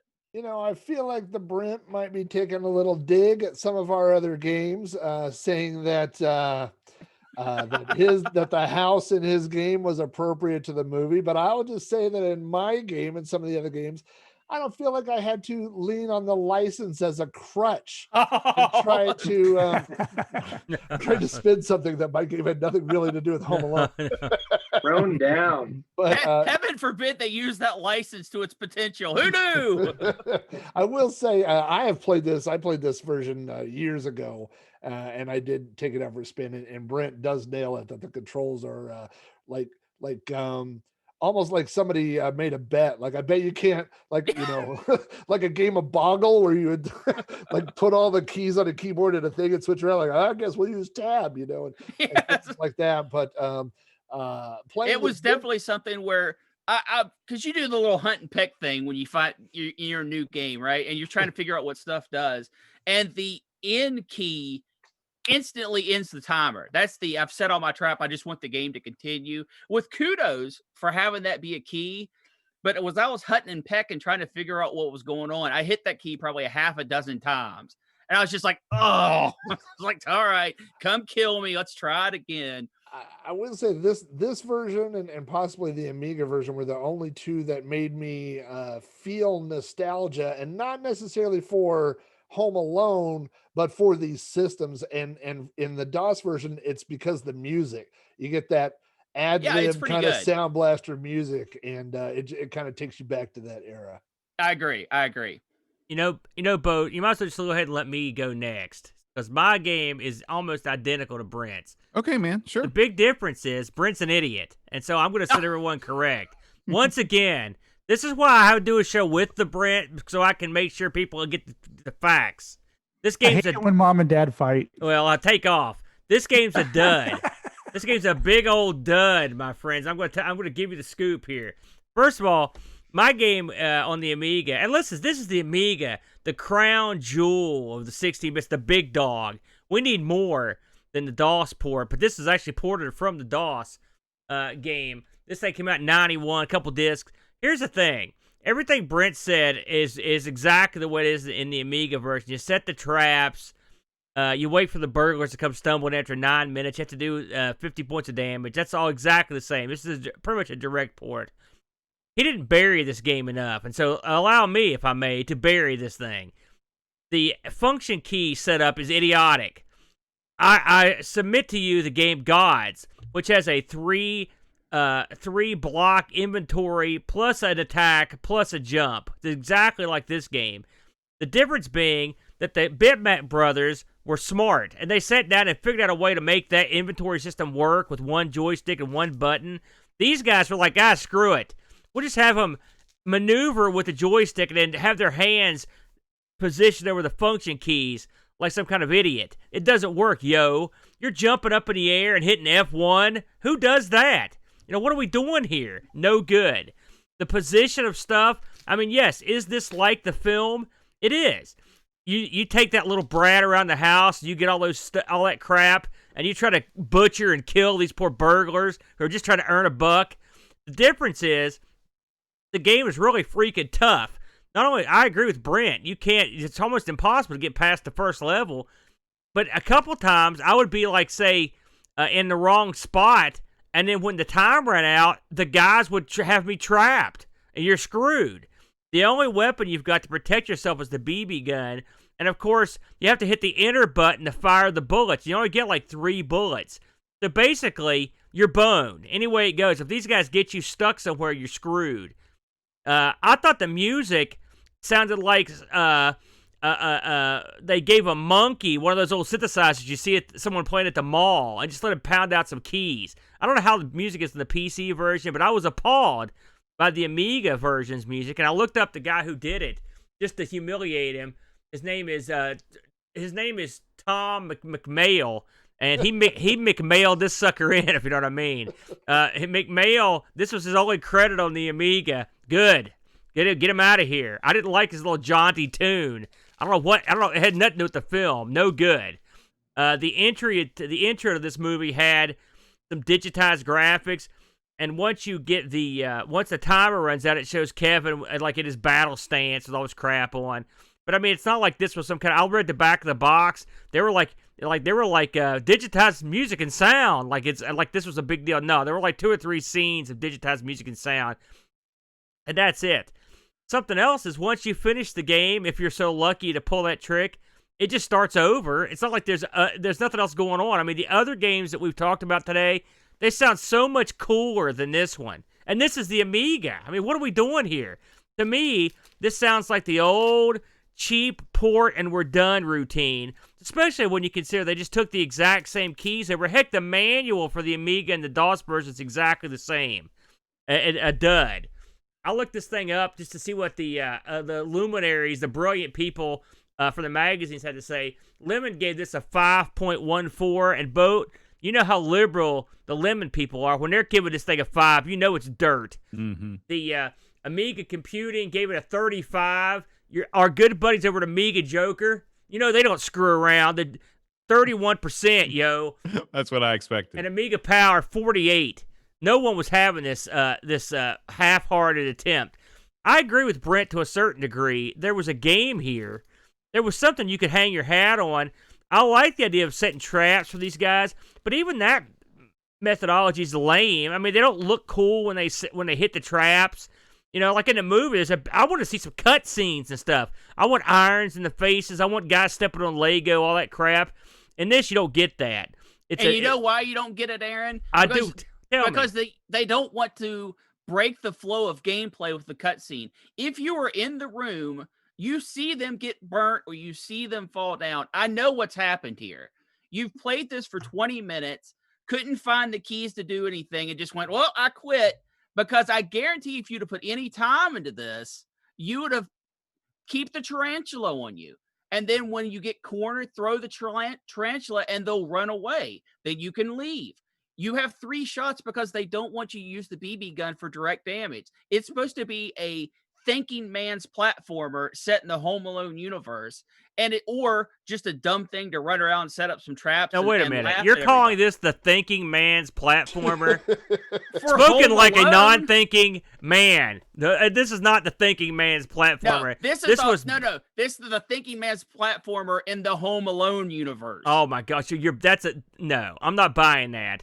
That whole thing. First of all, I played this. I wish I'd spent 20 minutes on this disaster. I played this thing for a long time trying to get off the first level with these goofs. There's 1 level. Why would there be more levels? You don't go to another house. You don't meet Tim, so let me get this. So you're still going to put it over?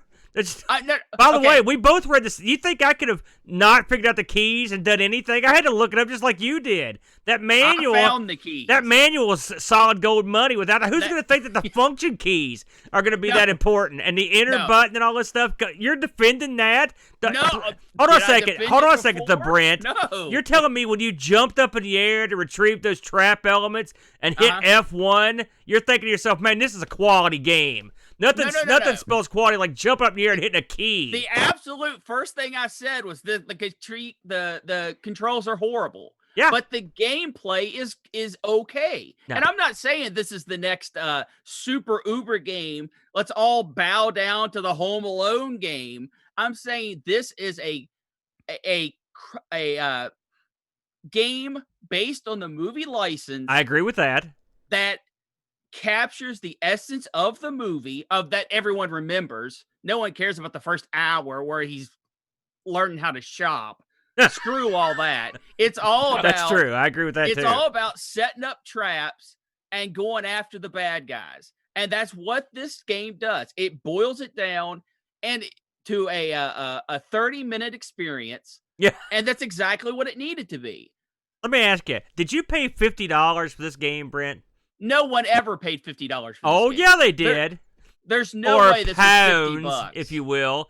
And when you roll back to the hizzy and you throw this sucker in the old disk drive and you get 30 minutes of hot Home Alone action, you're not thinking to myself, my God, that was the thinking man's platformer. You're thinking to yourself, my God, I'm an idiot and this game screwed me. Thumbs down. Thumbs down. If you go out to the store and buy a Home Alone game and expect the next Ultima or the next Elite Dangerous, come on. Listen. Give me a break. This is something you give little Timmy so he shuts up for an hour. So what you're saying is you hate children. Is that what you're saying? Okay, I think we've established that, Boat. Did you hear this guy? For that purpose, this gameplay, and you can, and everyone wants to go, oh, I remember that from the movie. Oh, I remember that from the movie. And that's what this game does, and it does it well. I disagree. I think it's a dud, a big old dud. And I'm in lockstep with Amiga Joker. 31%, yo, it's crap. Boat. There you go. Solid all right. 6. Well, I think all the that can be said has been said during that exchange. So I'm all sweaty and nervousy over here. I'm hoping the Mega Drive can pull us out of the fire here. I think the Delta brothers here, they're each going to get a BB gun with 3 shots. And just do 10 paces and we'll see which version. And you know what's funny is my house has built-in traps, so it works out. I had a BB gun. I got a BB gun for my 10th birthday, which is way before when this movie came over, and it held 1,000 BBs. Yeah, like you had a funnel that you put them in and went all over the floor. So I don't know where this kid got a gun that only has 3 BBs. I was the same way. When I was about 12, I got shot with a BB gun in the neck. It only takes 1 BB. And let me tell you something. I didn't want to play anymore. You only need 1. I really cried a lot that day. You weren't even involved. I know. For once in your life, you weren't the cause of my pain and misery. Listen, you're the cause of mine right now. Move along to Tim, Boat. Okay. Tim, you bring us our last Home Alone port of the evening with the Mega Drive version. Now, I don't want to give anything away, but this is widely supposed to be the greatest version of them all, which is why from the beginning I planned to have you go last. All of the way came before as a ruse. You're cutting. No pressure. No pressure. Go for it, Tim. How the heck do I follow that? We can fight with you, Tim, if it makes you feel better. Fight me.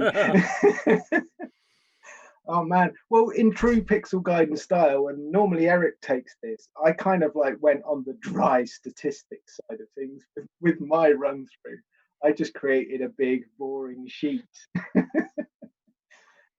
Okay, so Home Alone on the Mega Drive or the Genesis for you guys. It came in the UK at the grand price of £39.99. Yes, people did buy it for that price. Now, how much was that, Tim? Say it again. £39.99. Now, what is that in United States American dollars, if you guess? Probably at the time, £1 million. Okay, Brent. Did you hear that? The Brent, it was $50. Thank you, Tim. Carry on. So this game was a single-player game, none of that multiplayer shenanigans like the PlayStation 2. Now, this was unique as it was actually Sega themselves that I believe developed this title. I don't think THQ had any fingers in this particular pie. It's released in November 1993. So much like, I guess it's kind of amalgamation of some of the other games that we've trawled through. It's a kind of like a platformer. There's a bit of exploration in there. Not quite as detailed as the PlayStation 2 in terms of the greenery, but there's it's sort of like you start off the game anyway. Kevin must defend his neighborhood against the wet bandits, as we know. The idea is that you have 5 houses that you have to defend in your neighborhood from the wet bandits. Now, I've gone through sort of like some of the basics here. There's a title screen when you start the game, which gives you the standard Home Alone music, and you can probably see it running behind me here in a loop. When you start the game, you get an option screen. So unlike the PC version, you can actually change your controls on this one. So you've got the 3 buttons. Those 3 buttons control. So A, to lay a tire. Yes, that's actually a thing in this game. There is a button defined for laying a tire, whatever that means. I will just leave it there. B, to fire the particular weapon that you have in your hand at the time. And the weapon mechanic is actually one of the unique things in this game, which I quite like. So one of the only things I like in this game. And C allows you to jump. So you can change the options in the game on the title screen. So you can just sort of like flip the order around in there. The start button in the game brings up the inventory selection. So you can select the various different things within there that we'll get into in a minute. So again, on the title screen, we've got the copyright, 1992 by Sega, and all rights reserved by 20th Century Fox. So they've got to get all their usual credits in. So when you press start, like I say, you've got the option menu. On the option menu, apart from the changing the controls, you've also got the option whereby you can listen to the amazing tunes that are on this, and the sound effects. So it's got that traditional sort of like arcade style. You know, you can go through the different tunes in the game and that sort of stuff. So that's on the option screen. So when you actually get into the game, first thing you do is you start off. You are sat on a motorized sled. Yes. A motorized sled. Where this comes in, correct me if I'm wrong, I don't think there was any such thing in the film. Home Alone 4, obviously. Oh, good. Well, it's probably Home Alone 99.9. But yeah, so he sat on a motorized sled. This thing has a charge meter, so it's very relevant for me. So some of you may not know, but I'm into EVs. So I found that quite a bit funny. He's in an EV powered sled. So anyway, he needs to roam around this area on his sled across the snow, and you can pick up items. So he's just doing it now, actually, on the screen. That's rather convenient.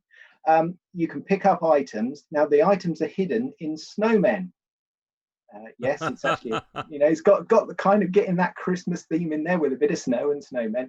So you run over the snowmen with your sled, and the snowman disappears, and underneath the snowman is various different items, so like a tire or just a bunch of snowballs that you can pick up, and that kind of like leads you into the mechanic of the game later on. So when I first played this game, I didn't have a single clue what was going on. Okay, I didn't look at the instructions or anything like that. I don't have the original of the game. Like Cody, I played it through my EverDrive, so just stuck it in and played it. And I had no idea what was going on with the game. You have the sort of like the standard HUD heads-up display, so you have like your score, your charge meter, how many houses you got, and randomly how many tires you've got. So I was just taking it as though I just got to go round, and maybe this particular level I just had to go around, knock all the snowmen over and pick up the items. I had no idea. Then all of a sudden it pops up this loot bar. So there's a bar on the screen and it says loot, and this just suddenly started going, this bar started going up, and then all of a sudden it popped up a message on the screen: the wet bandits have flooded your house, you have failed. Right. Okay, great. So what do I do now? So at that point, that was the first time I played it, and I'm like, okay, this game is obviously utter trash. I turned it off in disappointment. So eventually I went back to it, watched a couple of videos on YouTube, sort of like had a bit of more of an idea of the game, sort of like watched a couple of little walkthroughs and that sort of thing, and a brief review. So yeah, I got more into the game. So the idea is that you, the first part of the game is initially you've got to race around as quick as you can, pick up a few items, and then you've then got to predict which house. So this is, imagine you're playing this for the first time. You've got to predict which house the wet bandits are going to visit first. There is no, you start off in front of Kevin's house. So it turns out to be that one, I guess. So fair enough. So you've got to pick up the items. You've got to go into the house. And then when you enter the house off of your sled, you get presented with a screen. Now, you get like an overview, a map of your house, so like a little schematic. And then on the left-hand side, you've got some booby traps that you can lay down in the house. So again, kind of a bit like the PC version and some of the others. And you can lay those down in particular rooms. Certain items you can only do in door frames, and certain items you can actually put on the floor for the wet bandits to trip over. Now, what the idea is that you need to lace all of those houses as much as you can before the wet bandits start turning up. So you want to, the idea is obviously you want to do Kevin's house first, and then eventually you see their van appear from sort of like well off of the screen, and you're sort of like following them around and working out which house they are actually going to go first. And eventually you find out, yes, it's going to be Kevin's house. So yep, off you go into Kevin's house. So you've laid a few traps, and then you get into the house, and yes. So the graphics inside the house is functional. For a Mega Drive, I kind of would have expected a bit more. So the gameplay inside the house is you have to walk along, run along, jump along, whatever can make you try and go quicker in this game. And you have to obviously trip the bandits over and give them pain. This game is all in giving them pain. I will say in defense, a lot of these games involve pain, sometimes to the player. Yeah. So the wet bandits are the recipients of lots of pain within this game. So they fall over certain booby traps. They fall through holes in the floor that randomly appear, which you can also fall through. And as you go through the different levels within each house, so again, these houses are quite sprawling affairs over 3 or 4 floors. So again, you can see it running a bit in the background at the moment. The interesting thing with the houses is they all have different designs. So you've got sort of like a mansion house, you've got a technological house, you've got I think it's like a country and western theme house or something like that. I don't know. But anyway, each of the houses have different themes. Each have different rooms. So you've got the basement, the lower floor, the sort of like the bedroom area. You can walk through different sections in the house. Now, where the game mechanic comes in here is to not only can you basically lay those traps down, but you can also, obviously, you've got the BB gun to start off with, which you start off with some basic ammo for that. And you can pick up items either outside or inside, which will then allow you to build new weapons, which is actually really cool. I quite like this mechanic. So once you've picked up certain items, now there are 3 specific things. So you need a platform, an operator, and some ammo. So the different things that you pick up. So for example, one of the weapons I managed to build was a pepper bazooka. So that is made up of, so the platform is the snow dryer, the operator is the balloons, and the ammo is the pepper. And I'm not even going to go into a Burger Time reference with Peppers there, Cody. Burger Time. Just Peter Pepper.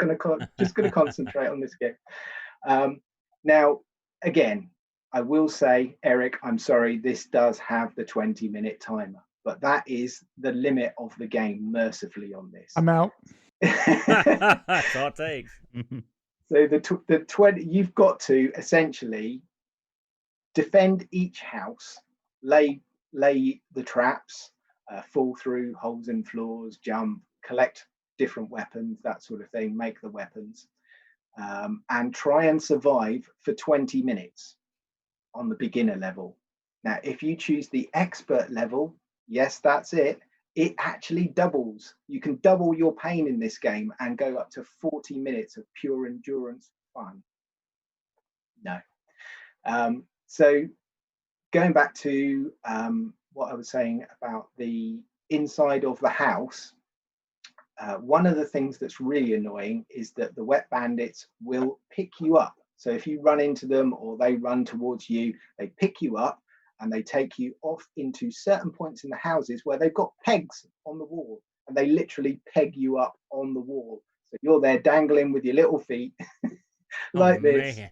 It's a Dead And by it's Daylight. the most annoying thing in the world. So they're standing there, and one of the wet bandits, and you've got the little safes on the wall, which they are basically stealing the loot out of. So you've got, I don't know, I think it's like 6 safes per house or something like that. So they're standing there wiggling, trying to get into the safe, and you're standing there right beside them with your legs wiggling like this, trying to get off of the peg. And it's just crazy. So you're stood there and there's nothing you can do. So eventually you fall off.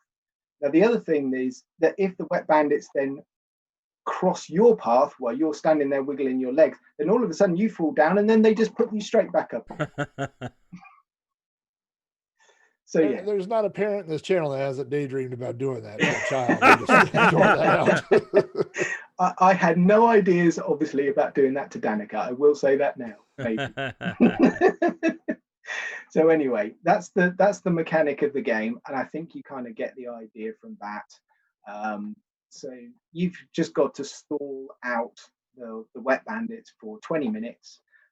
As you go through each house, the idea is obviously to max out the pain meter for the wet bandits, and then you win that house, you take over, and they run out. So they then get in the car, or the van in this case, they move on to the next house, which hopefully you booby trapped. Now, I didn't actually manage to get the pain meter maxed out because I just kind of wanted to get this game over and done with. So I managed to hold them off in the first house for, I think, around about 12 minutes. And then I knew I now had another 4 houses after that. So I thought, well, I'm probably just going to do this anyway. So I followed them round into another couple of houses, and eventually they flooded, I think, 3 of the houses. So I had 2 houses left, and then that was it. Then the cops turn up, bust the wet bandits. Now, the scoring mechanic in this is interesting because with each house you either save or don't save, you get score based on what you do. So the booby traps that you lay, how many times you hit the bandits, and you get points for collecting things inside and outside the house. When you finish the game, you get to the end of the time, the 20 minutes, it then gives you a rating. So I didn't save any of the houses, although I managed to stall them out, so I had 2 houses left. So I thought I didn't do too bad, actually. But apparently on this, my rating was wimp at the end of it. So there we go. So that's the Mega Drive version. I think there is a game in there somewhere. And I can see kind of why, especially hearing some of the other nightmares, that this one kind of got some of the better ratings. Now, there is a couple of magazines here over in the UK that gave this game some ratings. So we've got Mean Machine Sega. So they were quite a harsh reviewing magazine. So they gave it 43% overall, and this was their summary. Those expecting fun and excitement will be disappointed. Home Alone is a dull and tedious game with little going for it. And then Megatech is a magazine I used to read an awful lot. So this was in the November 1992. They gave it a bit more of a positive spin. And it's interesting that what Brent said is this kind of like is a game more for kids. So they said they gave it 70%, which I think was high praise indeed. I think you'll agree. And they said it's a fair game of the film, but it's best left to youngsters, really. So my take on it, I guess, it's a slightly playable game. I like the mechanics of assembling all the weapons. I think that was quite unique I don't think it was in any of the other games. Correct me if I'm wrong. So that was a nice feature on that. It was kind of, I guess, a first party title with it being developed by Sega. One of the things that you do get at the end of the 20 minutes is you kind of get the credits for the game. So the programmers for this were Brian A. Rice, Chuck Baston, and I think they were either brothers or very strange random names to have together. So it's Mike and Rob McCool. If I had had to pay £40 for this load of dross back then, I would have been extremely disappointed and took it straight back for a refund. It's not really something that I would consider a fantastic game. It's playable, I guess, to an extent. There is something to it, but for £40 on the Mega Drive, there's an awful lot of other games that you can play other than Home Alone. Is that the glowing review you were expecting there, Aaron? Well, I mean, I hope that Brent was watching that. See, he sort of slammed that game, but that's a proper game with a bunch of different facets. Multiple levels long. I mean, that was a $50 game. We paid $50 and we got the El Dutto Grande, So yeah, you can shake your head. I have a question with the weapon creation. Did it hold your hand? Did it say, get this, this, and this, and then make your weapon? Not at all, no. The only thing it does do, I will give it some credit for this, is that if you pick certain items up and you go into your screen, it will auto match. So it will give you a suggestion of a weapon that you can make, basically. That's so cooler than our whole game. On that. Yeah, that's awesome. That's the best part. I mean, that part sounds cool, but I mean, I do have to fire one shot at this version, and I would fire the same shot at the Brents and Aaron's, and I would probably fire more, but my BB gun only has 3 bullets. Yeah. I think you get about 10 shots on this one. It's a thinking man's BB gun. Yeah.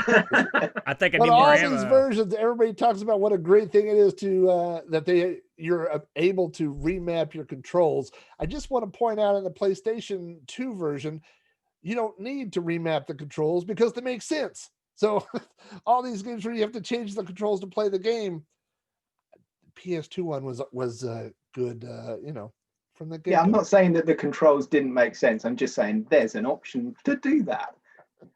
I will say remap the PS2 controls because you don't want to play it. No, I will say on the Genesis one, this is the other one that I was familiar with before we started this. I always felt it was a little, gosh, I don't know. Like it wasn't fair that Kevin is now not only defending his own house, but now he's like leading the neighborhood watch. Yeah. Like he's defending 5 houses or whatever, which is a lot to put on a 10-year-old. And that's a lot of people gone at the same time. Well, yeah, but that's the whole also block just went on vacation. It's Christmas. They're all rich. They went to the Hamptons. That's the whole conceit of the movie, though. That's the reason why they can't get a hold of any of the other parents when they're on their trip because they're all gone on vacation. So that part makes sense. It's not lost on me that this game is based on breaking and entering to prevent other people from breaking and entering. Hey, you got to do what you got to do. Of note. All right. Well, tough measures.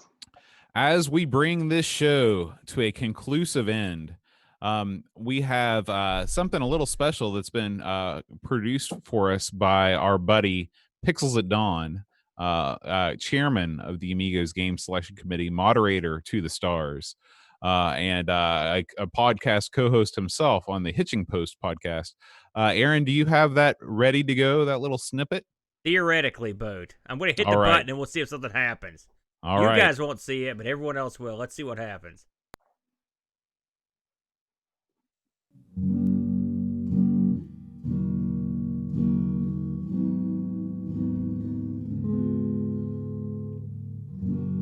Have yourself a wacky little Christmas.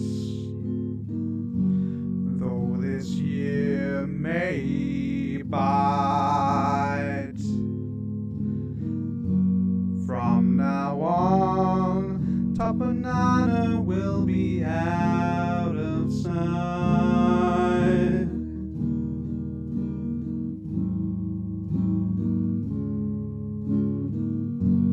Have yourself a wacky little Christmas. Don't mention AGA. From now on, West Virginia won't be miles away.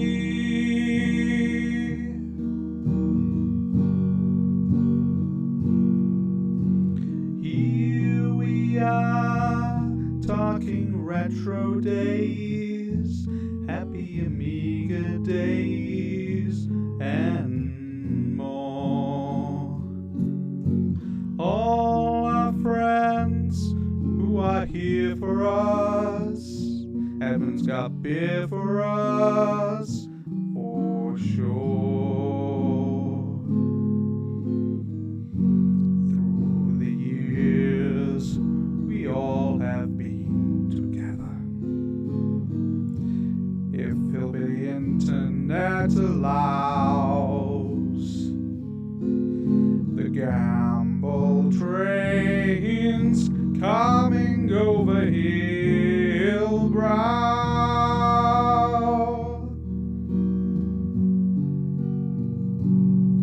So have yourselves a wacky little Christmas now.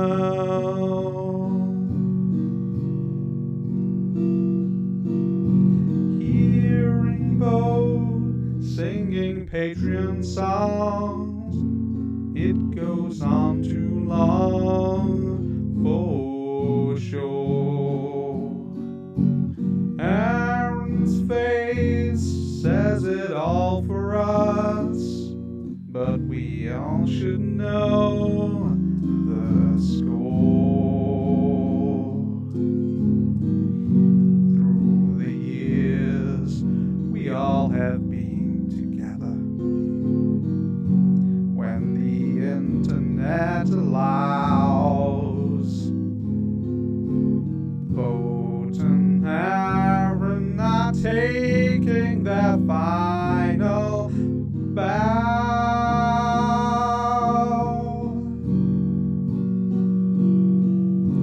So have yourselves a wacky little Christmas now.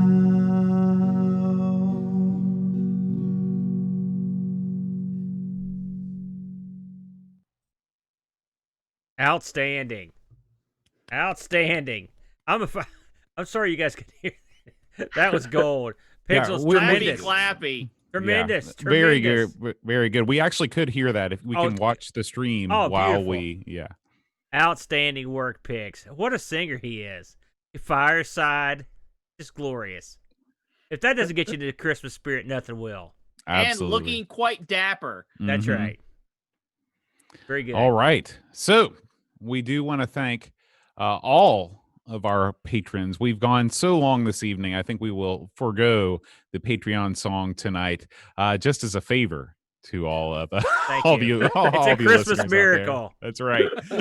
But it will be back with a vengeance next Oh, week. We might no. even have a Patreon band song. I know we've got one in the kitty coming up, so be on the lookout for that. Want to thank once again. Why don't we go ahead and have representatives from each show talk a little bit about their own podcast? Let's start with the biggest show, the Pixel Guide-In podcast. One of you guys talk a little bit about your show, well, what you do, where we can find you, etc. Well, when you say the biggest, I assume you mean by quantity, by the Yes, length of show. by quantity, by amount of hosts, all the important things. Oh, amount of hosts, yes. Quantity and quality are of equal importance here at Pixel Guide In. So yeah, if you guys haven't checked out our show yet, it's just three guys talking, drinking beers and talking video games for the most part. We do all kinds. Eric has his own segment. Tim, our boy over there, you've heard him just a second ago from the UK, has our UK perspective on things. We do a little bantering. We don't quite fight quite as much as we might have heard some other people on this show bicker. But we have our disagreements. We have our hot takes. We like to battle games once a month. We also like to do segments we call it 6 Good Games, where we pick a topic and we all just find games that we think are good that kind of meet the criteria.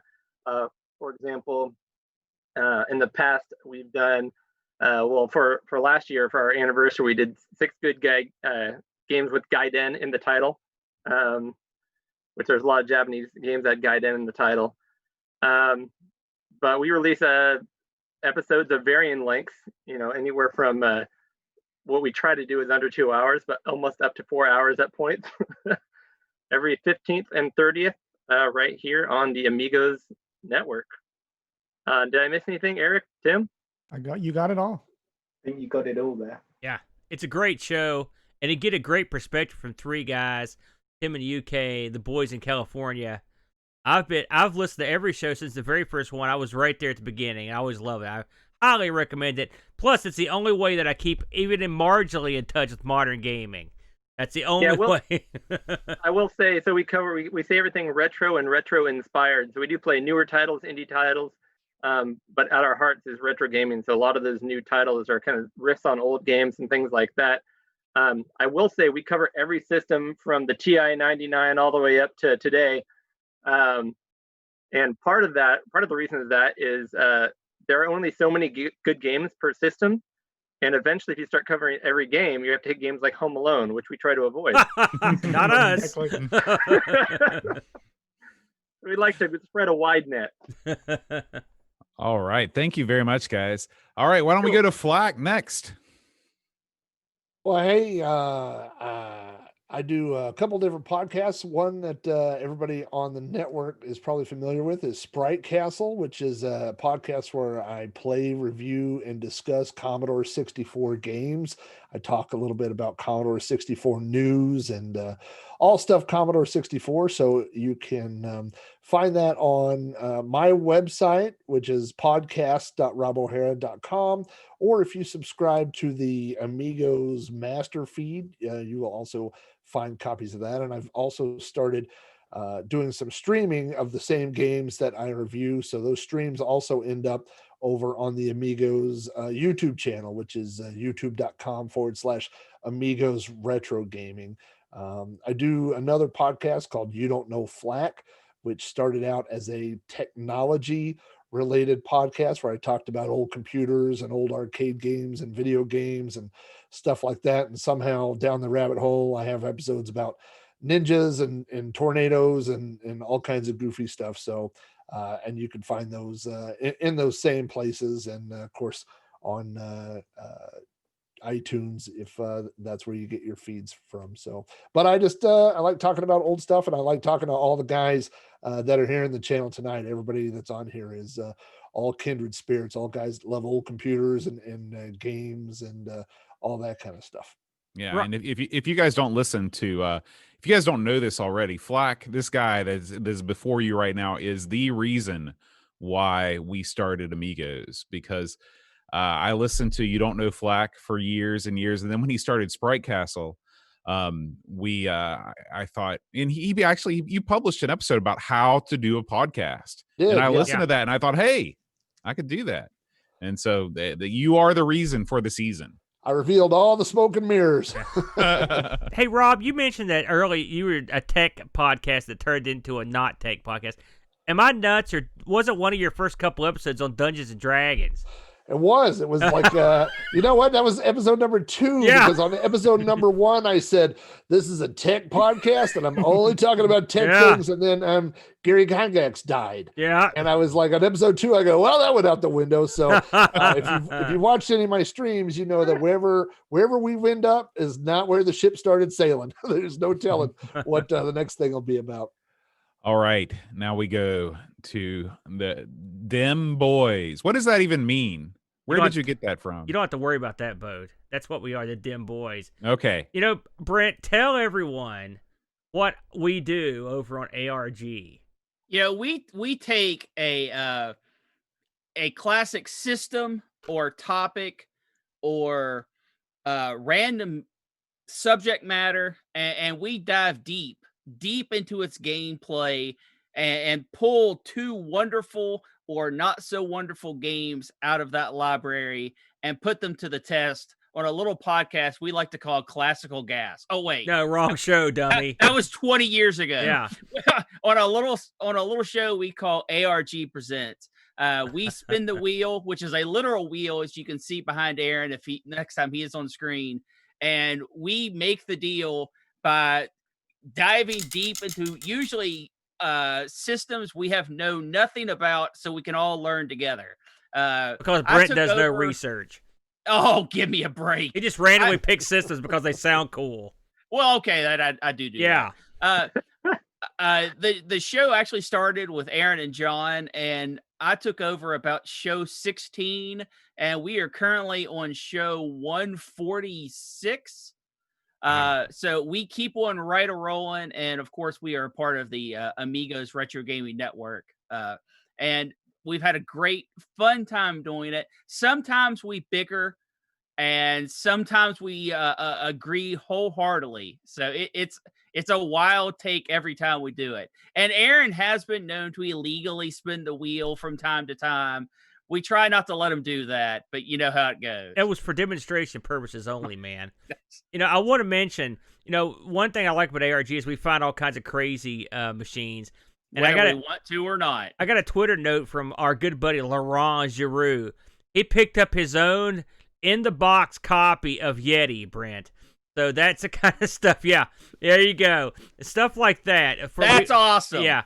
So we have a good time over there. If you're into like just I don't know a couple dipsticks screwing around with a idiots. wheel, that's it. There you go. Don't come for incredible knowledge. Yeah. Just we can't provide that. We don't got that. I can attest stay for the fights. That's what I can attest to some of the weird and wacky stuff that you guys covered because you guys covered the Sam Coop. Oh yes, yeah. Me wanty. I like that when those things bad. That's a crazy bonkers machine that is. I just received this in the mail today. This is a Christmas card from Chris Folds featuring the Sam Coupe right on the old cover there. Beautiful. Yeah, how can you beat that? I also got a card from Folds, and he had wings on the front of mine, so customized to my taste. My card had Blue Max on it. Oh, so look Folds at that. Getting around. I love it. He knows what we like. He knows. He knows what we like.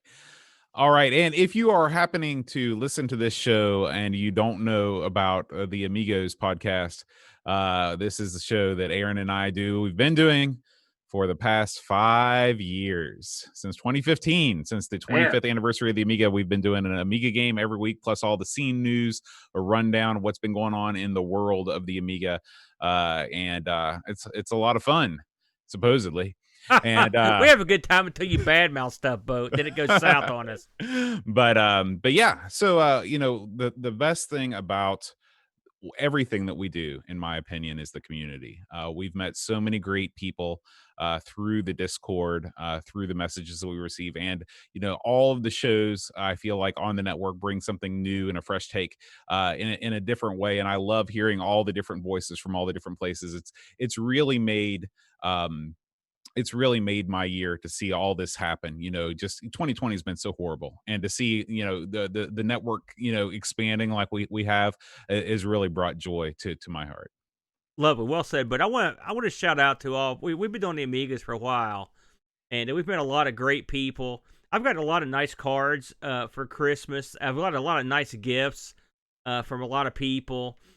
Dave has sent me a bunch of stuff and folds and some nice cards, and I appreciate it. I wanted to mention I just got this in the mail. This is like a holy grail I finally have achieved, Boat. This sent to me by the Slow Norris is in fact an Amiga 1000 keyboard cable, Boat. I finally, there you go. I'm in the game. You got no more excuses. I'm in the game. What's that supposed to mean? I've never an excuse, but yes, I appreciate that, my friend, and all you guys that help keep us doing this. We appreciate it. I think everyone here would agree that the community that's built up around us is a strong, happy community, and despite all the crappy stuff going on in the world, it's always positive and fun to be with, and that's part of the reason we keep on trucking in the boat, and everybody it is. To keep it's the only reason rolling. we keep on trucking. Absolutely. All right, guys. Thanks as always for listening, and make sure you check out Pixel Gaiden, Sprite Castle, ARG Presents, and the Amigos coming at you every week, except for Pixel Gaiden, which is every 2 weeks. And Sprite Castle also every 2 weeks. Man, do I know how to close it up or nice what? One, Boat. We'll see you guys next time, and I want to hear everybody say it. Until then, adios. Feliz Navidad.